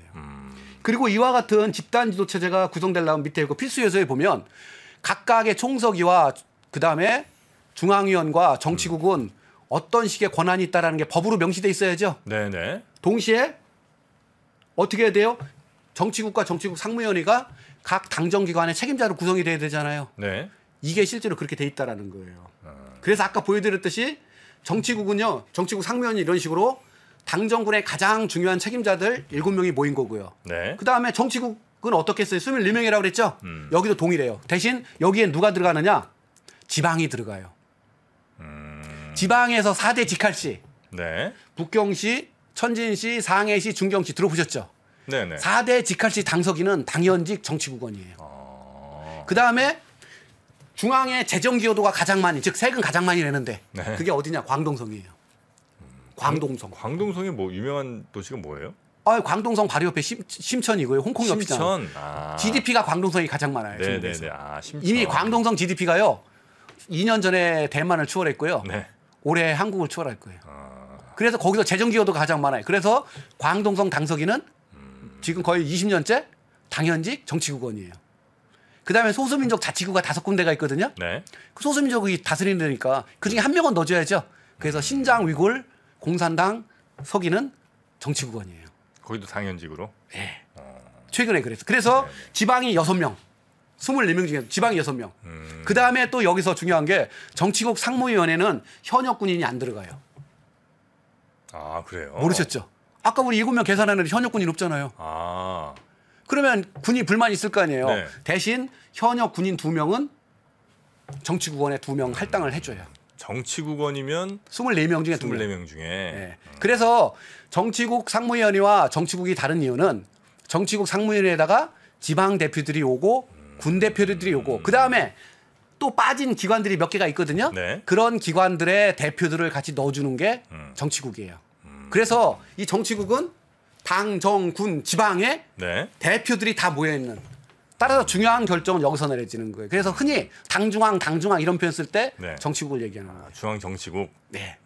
중요한 결정은 여기서 내렸지. 정치국 상무위원회는 결정을 내릴 수가 없어요. 자, 그렇게 해서 이거 한번 제가 학술 논문을 썼던 건데 네. 2020년에서 1월 달과 4월 달 사이에 4개월 동안에 회의가 어떻게 움직이는가를 이건 비상 상황이잖아요. 코로나시고. 네. 이때는 회의가 다 공개돼요. 회의 내용이 예, 언론에 다 보도가 돼요. 왜 보도하느냐? 공산당이 이렇게 열심히 노력하고 있다. 네, 보여줘야 되니까. 이런 걸 보여줘요. 그래서 계산해 보니까 정치국은 역시 매달 한 번씩 열렸어요. 이건 규정에 나온 대로예요. 네. 그다음에 국무원 상무위라는 건 총리가 주재하는 거거든요. 이것도 보면 매달 4번씩 이것도 매주 열려요. 그다음에 코로나 영도소조 회의가 평균 매달 6번이 열렸어요. 영도소조가 여기서 나오는군요. 예, 예. 그다음에 정치국 상무위원회 회의가 네. 워낙 매주 열려서 4번 열려야 되는데 3번밖에 안 열렸어요. 왜 그러냐? 한번 리커창 총리를 볼까요? 리커창 총리는 정치국원이죠. 네. 정치국 상무위원이죠. 네. 그다음에 국무원 총리죠. 네. 방역 코로나19 영도소조 조장이죠. 네. 이 사람이에요. 그러면 이 사람은 매달 회의를 몇 개를 참석한 거예요? 14개를 참석한 거예요. 네. 30일 중에서 이틀에 한 번씩 중요한 회의가 있었다라는 거예요. 그래서 정치국 상무위원회 회의는 워낙 4번 열려야 되는데 한 번이 줄은 거예요. 이것처럼 회의가 열려서 결정이 돼요. 네, 네, 네. 이거를 집단 지도 체제라고 부르는 거예요. 따라서 제가 그 시진핑의 1인 지배가 아니다 이런 표현을 계속하고 요번에 첫 발을 뒤졌다라고 하는 게 중국에서 이렇게 움직이기 때문에 그래요. 제 마음속에 남아있는 의심 같은 거 하나는 말씀해 보시죠. 권력이라는 게 나눌 수가 있는 건가? 그러니까 2인자가 사실 전 세계에 뭐 2인자 많다고는 하지만 실질적으로 2인자는 거의 없잖아요. 그러니까 의미 없는 2인자들이 많잖아요. 뭐 미국도 부통령이 있지만 사실 부통령이 하는 일이 거의 없고. 백업이에요, 백업. 그러니까 백업이죠. 그러니까 예, 대통령 유고시. 뭐 우리나라도 총리는 있습니다만 사실 큰 뭐 역할이 없는 것 같고 그래서 권력을 물론 이제 시스템 혹은 뭐 이렇게 명문화되게는 나눠놨으나 실제로도 그렇지는 않은 것 같은데. 예, 정확한 질문이세요. 맞습니까? 네, 그래서 바로 제가 그래서 현재 공산당 24 당대 이후에 중국에 먹구름이 몰려오고 있다라고 표현한 게 그런 거예요. 그게 뭐냐? 지금 바로 이제 요 표에 중국에 이제 이거는 공개된 그 공산당 규정과 비공개 규정을 제가 다 합쳐서 만들어 놓은 거거든요. 여기에 보면 총서기의 권한이라는 게 별로 없어요. 그 인사권도 보면 네. 인사에서 영향력을 행사하는 거고 차관급 임명권만 있어요. 몇 명만. 네네. 그리고 정책 결정권은 없어요. 아예. 총석이가? 예. 문건 배포할 권한밖에 없어요. 규정상 그렇게 나와 있어요. 그럼 총석이의 견해는 뭐냐? 정치국 회의와 네. 정치국 상무위원회 회의를 할 때 의제를 마지막으로 확정하고 회의를 주재하고 회의의 결과에 서명해서 발표하는 이거밖에 없어요. 총석이의 권한이. 그래요? 예. 이게 당장 당헌, 공산당 헌법, 네. 그다음에 당내 정치생활 준칙이라는 여러 가지 가장 중요한 규정이 있잖아요. 네. 규정에 따른 이거밖에 없어요. 근데 어떻다고 그랬어요? 총석이라는 저 시진핑이라는 사람이 네. 작년에 제3차 역사결의에서 위대한 지도자를 인정을 받고 네네네. 요번에 당대의 위대한 지도 인정을 받았잖아요. 네. 그러면서 개인 권위, 카리스마적 권위가 생기면서 인사권을 굉장히 행사한다라고 그러죠. 네. 그런데 그것도 보면 어떻게 인사권을 행사해야 되느냐? 정치국 상무위원회와 정치국을 통해서 해야 되는 거예요. 무슨 뜻이에요? 규정과 실제 자기의 모습이 괴리가 만들어졌다라는 거죠. 네. 따라서 제가 첫 발을 뒤졌다고 하는 게 그러면 시진핑의 입장에서는 이걸 다 바꾸고 싶었겠죠. 그렇잖아요. 네. 마오쩌둥처럼 하고 싶으니까 네. 못 바꾼 거예요. 왜 못 바꿨느냐? 당내 반발 세력 때문에. 그래요. 그 일면을 우리가 확인한 게 요번에 시위에 백지 시위라는 거 보셨잖아요. 네네. 요번 시위의 핵심은 뭐냐면 코로나19 봉쇄가 너무 가혹하다. 이건 다 적당하지 않다. 풀어달라. 네. 중국의 주요 도시 20개 도시에서 발생한 거예요. 네. 그건 반정부 시위가 아니에요. 반 코로나 봉쇄 시위예요. 근데 그 속에서 일부 대학생들이 백지 시위는 뭐냐면 언론의 자유, 표현의 자유를 네, 허용해 네, 달라는 네, 네. 거예요. 이게 무슨 뜻이냐? 이미 중국의 지식인이나 상당한 당원이나 이런 사람들은 제2의 마오쩌둥이 등장하는 것에 대해 경계심을 갖고 있고요. 불안한 마음을 갖고 있어요. 이런 상황에서 시진핑이 자신의 권위를 총석이가 아닌 주석이 되고 싶다. 그리고 주석이 되면 이거 다 바뀌어야 돼요. 이해하시겠죠? 네네네. 주석의 정책 결정권도 다 있고 인사권도 다 있어요. 다 바꿔야 돼요. 이럴 경우는 불가능하다라는 거예요. 그래서 제가 시진핑의 1인 집에서 제가 확고히 있었다 이런 말에 동의를 못하는 게 네네. 시진핑은 못 바꿔요. 결국 그러니까 어떻게 한 거예요? 법적 규정은 그대로 놔두는 거예요. 놔두고 실제 권한을 행사하려다 보니까 법과 괴리가 생기게 하고 이게 앞으로 갈등이 초연될 거예요. 그래서 보시면 총석이 정치국 상무위원회 정치국의 권한이라는 게 장관급은 정치국만 임명할 수 있어요. 즉 지금 현재 규정은 집단주체제예요. 네네. 그러나 시진핑이 카리스마적 권위를 가지면서 힘이 세졌죠. 네. 그리고 측근들을 다 정치국원과 정치국 상무위원들을 자기 측근으로 임명했죠. 네네. 그러면 자기 멋대로 할 수 있는 실적인 힘은 있어요. 그러나 규정은 안 그래요. 만약에 휘두르다 보면 어디서든 하여튼 반대의 목소리가 분명히 나올 수가 나오겠군요. 있어요. 가장 좋은 방법은 이걸 바꿔서 공산당 주석 만들고 이거 다 바꿔서 주석한테 인사권도 주고 결정권도 주면 좋죠. 그러나 그게 쉽지는 않아요. 못했다라는 거예요. 그래서 1인 지배에 첫 발을 뒤졌다는 얘기예요. 네네네. 앞으로 어떻게 될지. 자 이런 상황이고요. 네. 자 그래서 주석과 총석이는 엄청난 차이가 있다. 제가 거기 써놨듯이 주석 마오쩌둥 같은 경우는 당 전체를 대표하는 최고 지도자예요. 총석이는 중앙서기처를 대표하는 지도자일 뿐이에요. 그다음에 집권도 최종 결정권 비토 파워를 갖고 있어요. 네네. 정치국이나 정치국 상무위원회에서 결정을 내리더라도 아니다. 주석이 아니야 하면 끝이에요. 근데 이 사람은 총석이는 표결하잖아요. n분의 1이에요. 법적으로 그래요. 마찬가지 따라서 네. 공산당 주석을 폐지한 건 덩샤오핑이 폐지했다고 그랬죠. 왜? 제2의 마오쩌둥이 나오는 걸 막기 위해서. 여전히 존재하고 있어요. 네, 이 네, 네. 제한 규정이. 자 이런 상황이고요. 그러나 다양한 스타일이에요. 마치 미국의 대통령도 네. 조 바이든 대통령과 트럼프 대통령의 스타일은 완전히 다르잖아요. 그죠? 네. 마찬가지 중국에서도. 장쩌민, 후진타오, 시진핑의 스타일이 다 달라요. 그래서 장쩌민은 뭐 어떤 학자가 권력의 화신이라고 표현할 정도로 왜 그러냐면요. 장쩌민이 총서기가 된 다음에 얼마 있다가 네. 주요 혁명 원로들이 다 죽었어요. 그래서 중국에서는 그 혁명 원로들, 간섭하는 혁명 원로들을 시어머니라고 불렀는데 시어머니가 싹 없어졌어요. 자연사 하신 거죠? 자연사. 네. 다른 권력기장 아닙니다. 네네. 그렇게 하자마자 네. 싹 권력을 거머쥐어서 2002년에 후진타오한테 공산당 총서기만 물려주고 중앙구선의 주석 자리는 2년 더 갈 수 있는 힘이 세졌어요. 그래서 장쩌민은 총 15년을 집권했어요. 그래요? 중국에서. 그러니까 중국인들한테 장쩌민에 대한 향수가 있을 수밖에 없는 게 1989년 6월에 총서기가 돼서 2004년달 중앙군의 주석을 물러나서 15년이잖아요. 힘이 얼마나 세겠어요. 네네. 그러니까 상해에서 같이 일했던 사람 다 데리고 왔다 그랬죠. 그 사람들을 정치국과 정치국 상무위원회, 군은 100% 장쩌민 세력 다 심어놓은 거예요. 그리고 나다 보니까 후진타오가 딱 총석이 물려받았는데 권한이 없는 거예요. 그럼 지금 시진핑만큼의 권력을 저는 갖고 있었다고 봐요. 장점인도 집권 2기 때는. 아 그래요. 네. 굉장히 셌어요. 네네네네. 그러다 보니까 후진타오는 어떻게 하겠어요? 모든 문제를 다 협의를 통해서 해야죠. 네. 그래서 당내민주의 실천가라는 거예요. 왜? 그 당시에 정치국 상무위원이 9명이었는데 자기하고 원잡아하고 2명 빼면 7명이 다 저 장점인 세력이에요. 그러니까 당내민주를 강조할 수밖에 없는 거고 어쩔 수가 없는 거예요. 네. 그러다 보니까 부패가 심해지고 제대로 집행이 안 되고 그래서 후진타오는 물러나면서 시진핑한테 모든 권한을 다 줬다고 그랬죠. 네. 공산당 총석이 국가주석, 중앙군사리 주석 다 주고요. 그다음에 두 번째 약속 뭐 했느냐? 나 정치 간섭 안 하겠다고 그랬어요. 그러니까 네가 좀 해라. 그래서 시진핑이 집권하자마자 반부패 정책을 강력하게 추진한 거예요. 시진핑이 무슨 힘이 있다고 처음에 집권하자마자 그렇게 했겠어요. 다 후진타오가 밀어준 거예요.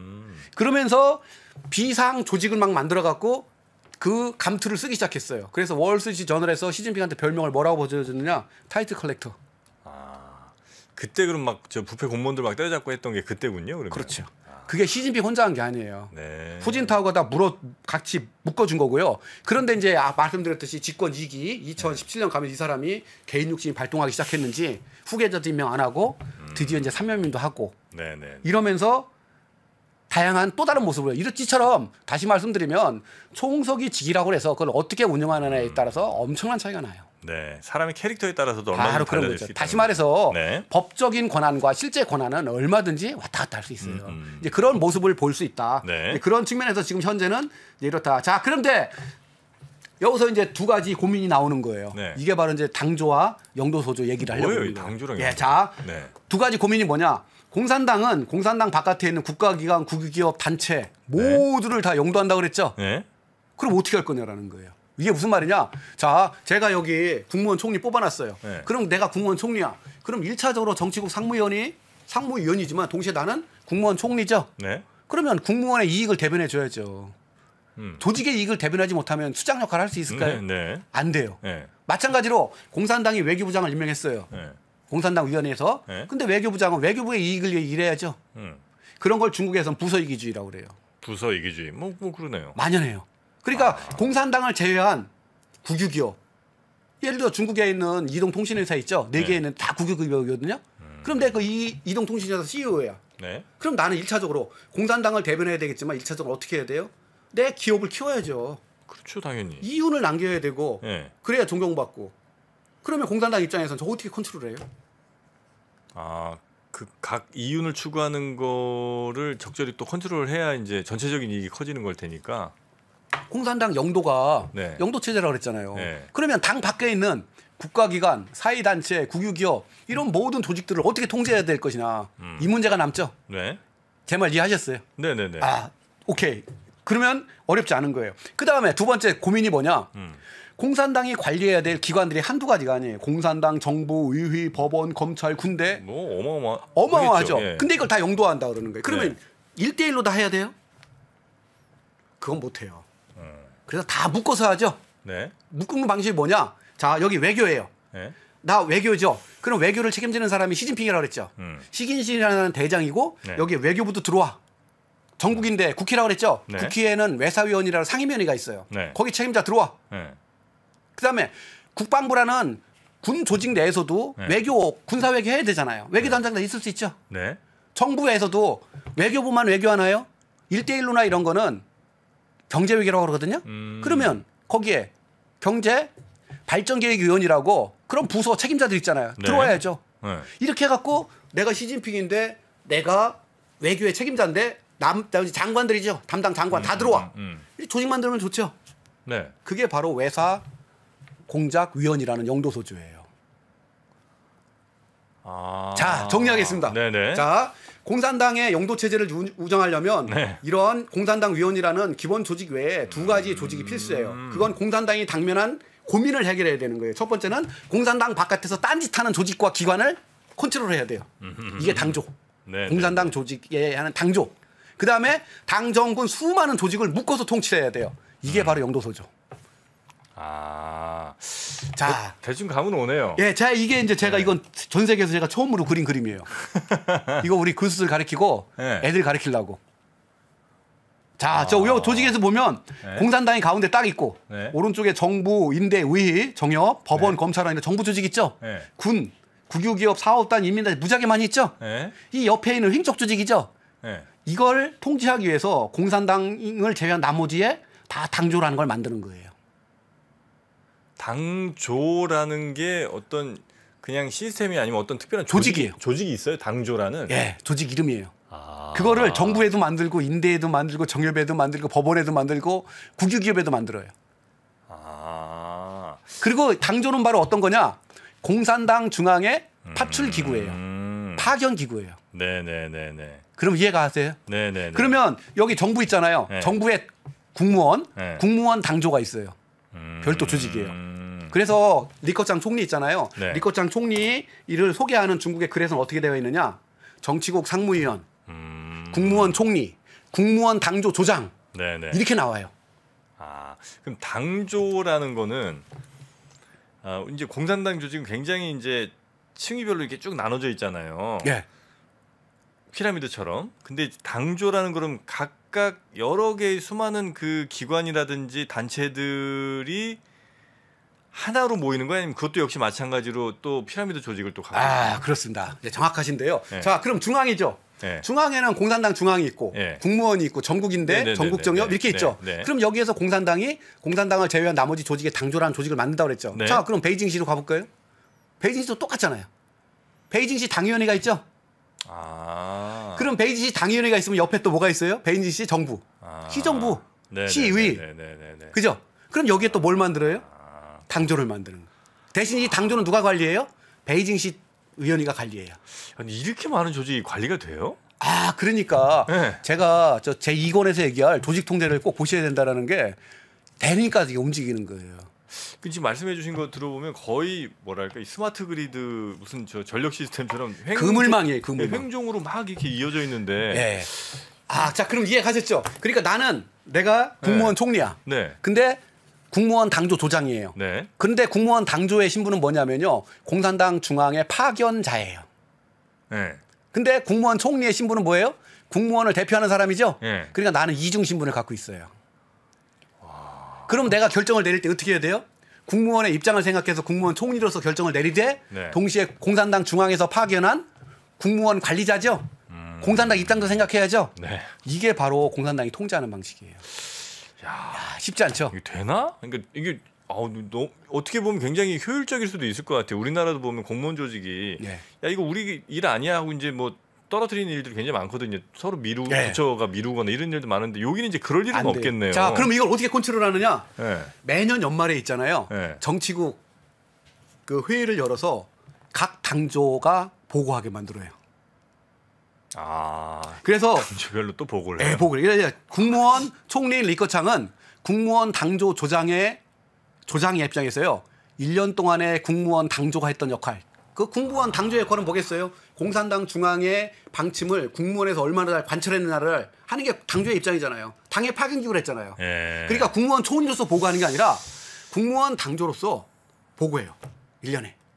정치국에. 그다음에 전국인대 위원장은 있죠. 전국인대 당조 조장의 입장에서 전국인대 내에서 1년 동안 공산당 중앙의 방침을 얼마나 잘 관철했는가를 1년에 보고하는 거예요. 보고하고 지휘하다가 다 세월 가는 건 아니에요 혹시? 그래서 네. 회의가 충청도사람의 발음을 못합니다. 컨퍼런스. 회의가 네. 산을 이루고 회의가 바다를 이룬다. 그런 말이 있어요. 그런 표현이 있어요, 중국에서.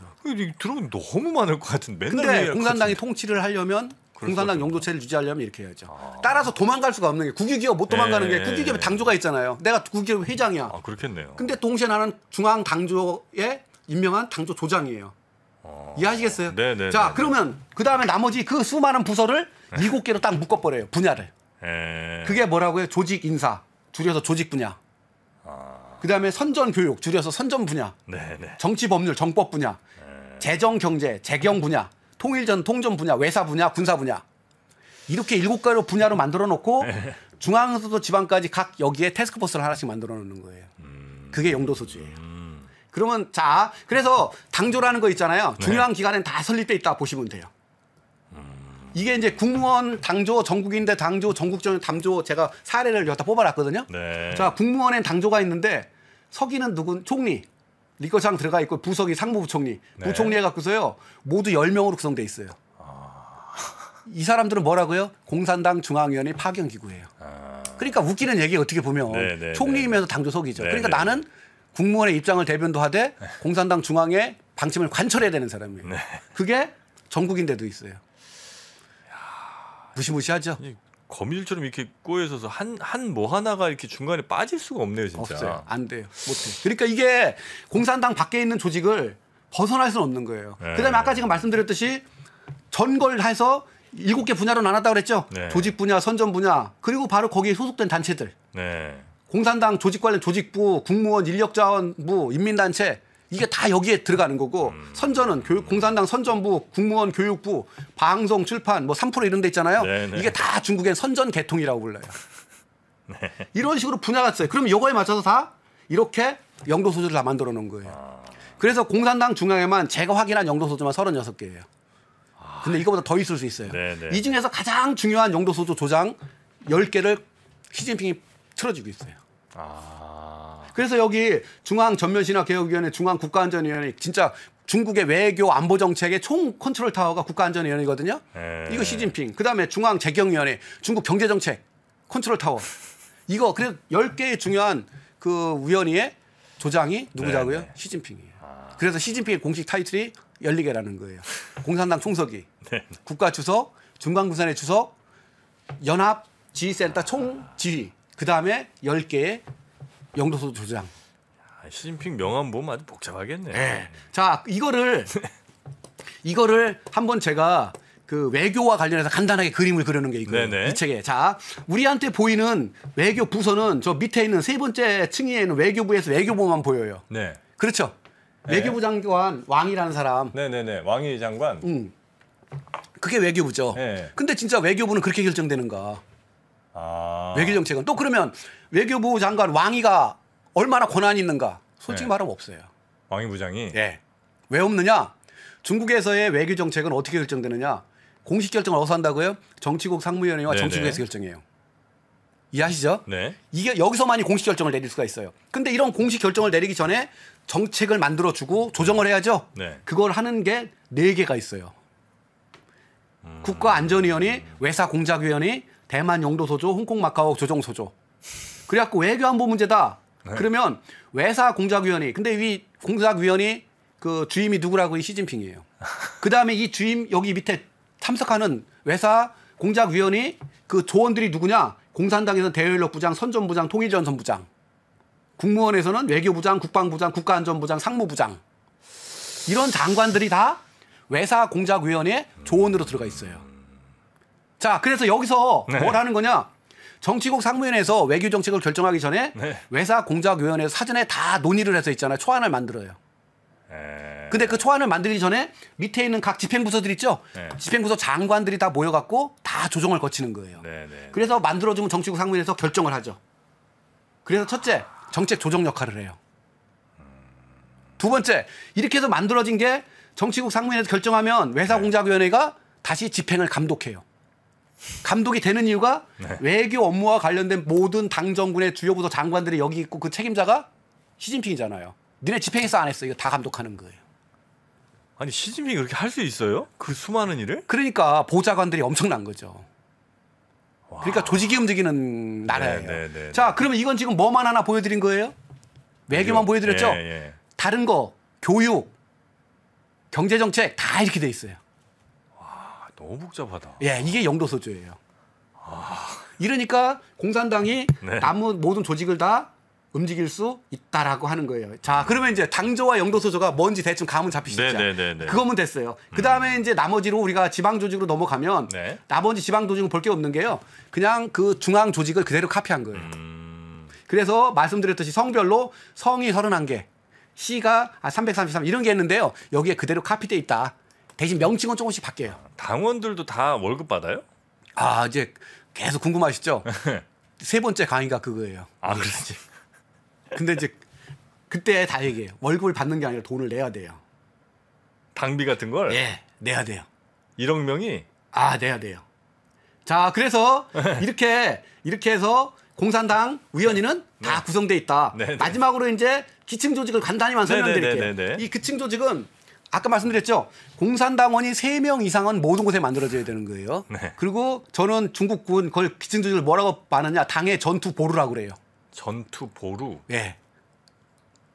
모든 곳에서 전투가 벌어졌을 때 네. 이 중국도 그렇고요, 북한도 그렇고요, 베트남도 그렇고요.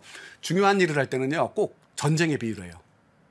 아. 방역, 인민전쟁 뭐 이렇게. 네네네. 모든 인민이 참여하는 아. 바이러스, 방역 코로나 전쟁. 바이러스에 맞는 그래서 방역 인민전쟁이라는 표현을 쓰고 그래서 기층 조직은 당의 전투 보루 가장 기본이 되는 아. 토대 진지라는 거예요. 네네. 그래서 3인 이상의 당원이 있으면 다 만들어야 되는데 제가 말씀드렸듯이 구역과 단위로 나눠서 구역은 농촌의 뭐 촌락, 도시의 어떤 아파트 단지, 그다음에 3% 같은 이런 기업 네네네. 모든 데 다 이게 단위에 다 있는 거예요. 그러니까 아파트 한 동에도 그러면 있을 수 분명히 있어요.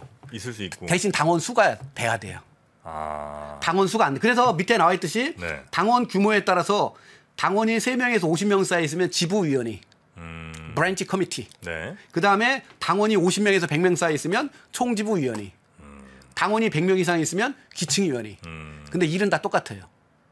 지부위원회. 네네. 다 당 기층 조직이에요. 그래서 이 숫자가 아까 제가 말씀드렸죠. 네. 2021년 가장 최신 통계가 전국적으로 486만 개. 우리나라 인구가 5천만 명이에요. 예? 5천만 명에 500만 개면 무슨 뜻이에요, 이게? 10명당 하나에 인구 10명당 우리나라로 치면 네네네. 그 정도 크면 이렇처럼 공산당 조직은 거미줄처럼 있잖아요. 네. 중국 전역에 있어요. 그럼 이 공산당원들이 예. 예를 들어 어디 뭐 기업이라고 치면 예. 기업에서 뭐 늘 옳은 일만 하는 건 아닐 테니 약간 좀 구리거나 뭐 이런 일이 있을 수 있잖아요. 이런 거 할 때 공산당원이 이 조직 내 말고 다른 공산당 조직으로 이런 일들을 알린다든지 내부 고발 같은 이런 거 하는 일도 자주 벌어지겠군요. 바로 그거예요. 바로 공산당 조직을 네. 사형 기업에 설치하는 이유. 공산당 조직을 외자 기업에 설치하는 이유. 아. 주된 계획 중에 하나가 감시. 당의 방침을 표현은 그렇게 돼 있어요. 당의 노선과 방침을 해당 단위에서 실천한다. 감시하라는 거예요. 그게 바로 이제 우리 세 번째 네네. 모임에서 할 얘기인데 아 다음 시간에 할 게 많군요 또 저희가. 당원의 역할. 자 이렇게 봤지만 자 앞에 우리 제 1강에서는 네. 첫 번째에서는 공산당 영도 체제에 대해서 얘기했고 공산당 네. 영도 원칙을 얘기했어요. 근데 이게 살아 있으려면 조직이 있어야 된다라는 네, 거죠. 네, 네, 네. 그래서 조직은 크게 가장 기본 조직이 뽀대가 되는 게 위원회 조직과 네. 당 기층 조직이라는 거죠. 예. 이거 다 봤죠. 네. 그 다음에 다른 나라에 없는 공산당 영도 체제이기 때문에 아. 당조라는 곳. 즉 영도. 당조는 공산당 밖에 있는 조직과 기관에 설치된 당의 파견 기구. 네. 그 다음에 영도 소조라고 해서 당이 모든 분야를 다 총괄하려다 보니까 7개 분야를 나누고 네, 각 네, 분야에 네, 맞춰서 모든 걸 컨트롤하는 그런 태스크포스를 만든 이렇게 공산당의 조직이에요. 그리고 특히 중요한 게 모세혈관이 죽어버리면 사람이 죽잖아요. 네네. 당이 살아있으려면 약 500만 개나 되는 당 기층 조직이 살아있어야죠. 네. 이 어떻게 그럼 당 기층 조직을 살리느냐? 네. 당원을 살려야 돼요. 당원. 당원을 우선 잘 뽑아야 되고 네네. 당원이 매일 움직이게 하고 네. 충성하게 하고 아 뭔가를 자꾸 뭘 시키고 해야죠. 뭘 자꾸 받는군요. 뭘 주고 뭘 받는지 바로 다음 시간. 아 알겠습니다. 이 당원이 죽어버리면 네네. 공산당은 죽어요. 뭐 우리 이제 약간 좀 다르긴 합니다만 예전에 그 통장 반장이 다 있었잖아요 네, 동네마다. 근데 네. 사실 지금은 이제 거의 뭐 없는 것 같고 예전에는 또 반상회도 다 해갖고 어쨌든 그 비슷한 모습이 약간 좀 있었던 것 비슷한데 같은데. 그거 곱하기 100 중국은 아 그래요. 살아 있어요. 예를 들어서 우리 다음 시간에 할 얘기인데 네. 미리 간만 보이면 네. 공산당은 아무나 되는 게 아니에요. 아 뭐 자격이 있습니까? 엄격해요. 매년 공산당원이 되겠다고 신청하는 사람이 2천만 명이에요. 아 1억 명을 겨우 채운 게 아니고 1억 명도 그러면 어느 정도 관리하는 거예요? 2천만 명이 있고요. 3년에 걸쳐서 3년간의 교육을 거쳐서 정당원이 되거든요. 최소 3년이 걸려요. 당원이 되는데. 당원 되려면 예. 근데 그 2천만 명 중에서 최후 당원이 되는 사람은 100만 명에서 150만 명밖에 안 돼요. 아 그래요? 예. 엄청나게 힘들어요.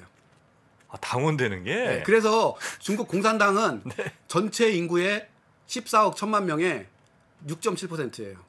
그래서 저는 중국 공산당을 어떻게 규정하느냐? 중국 각계각층 상위 6%의 엘리트 결사체예요. 상위 6%? 상위 6% 엘리트 결사체가 바로 공산당이에요. 이게 바로 공산당이 한국에 있는 정당과 미국에 있는 정당과 결정적으로 다른 거예요. 따라서 아무나 갈 수 있는 게 아니에요. 2,000명이 신청해서 3년 걸려서 100만 명 정도 되니까 5% 정도밖에 안 되는 거예요. 그래요? 네, 당원 가입률이. 뭐가 받는 게 많은 모양인데 그러면. 아, 왜 그런지 다음 시간에. 네, 알겠습니다. 다음 시간에. 네, 굉장히 중요한 거기 예, 때문에. 매우 기대가 되네요. 예, 예. 좋습니다. 오늘 중국의 이 공산당 조직에 대해서 조금 어려운 얘기도 좀 있었습니다만 저희가 아마 업로드해드린 그 자료 함께 보시면서 아마 들으시면 훨씬 더 이해하는데 아마 도움이 좀 되지 않으실까 싶습니다. 하나만 더 덧붙이면 네네네네. 이 어려운 얘기 있잖아요. 이 생생하고 재미난 얘기에 네. 더 상세하게 나와 있는 게 책에 들어 있습니다. 그래서 이거 노골적으로 책 써라는 건 아닌데요. 알겠습니다. 하여튼 같은 책을 보면서 이해하시면 더 쏙쏙 들어올 거예요. 제가 네. 지금 책에 있는 얘기에 거의 뭐 3분의 1도 지금 못하고 있어요. 예, 그렇게 해서 같이 봐주시면 네네. 아마 중국을 이해하시는 데 훨씬 도움이 될 겁니다. 21세기 북스에서 나온 중국의 통치 체제라는 우리 조영남 교수님의 책이 있습니다. 표지만 봐도 아주 강렬한 빨간색으로 중국 느낌. 예, 촌스럽습니다. 일부러 이렇게 하신 거잖아요. 예, 네. 촌스러운 게 우리 전통입니다. 자, 중국의 통치 체제라는 책이 있으니까 그걸로 조금 더 관심이 있고 궁금한 게 많은 분들은요, 책과 함께 보시면 더 좋겠습니다. 혹시 책값이 약간 좀 부담스러운데 하는 분들은 저 도서관에 신청하시면 됩니다. 그러면 바로 도서관에서 또 사시거든요. 그렇게 읽으셔도 되니까. 자, 중국의 통치 체제라는 책 함께 보시면서 우리 조영남 교수님의 강의 앞으로도 쭉 이어가시면 어떨까 하는 생각이 좀 드네요. 자, 오늘도 아주 재미있는 얘기 또 쉽게 설명해 주신 서울대학교 국제대학원의 조영남 교수님 대단히 고맙습니다. 감사합니다. 네, 고맙습니다.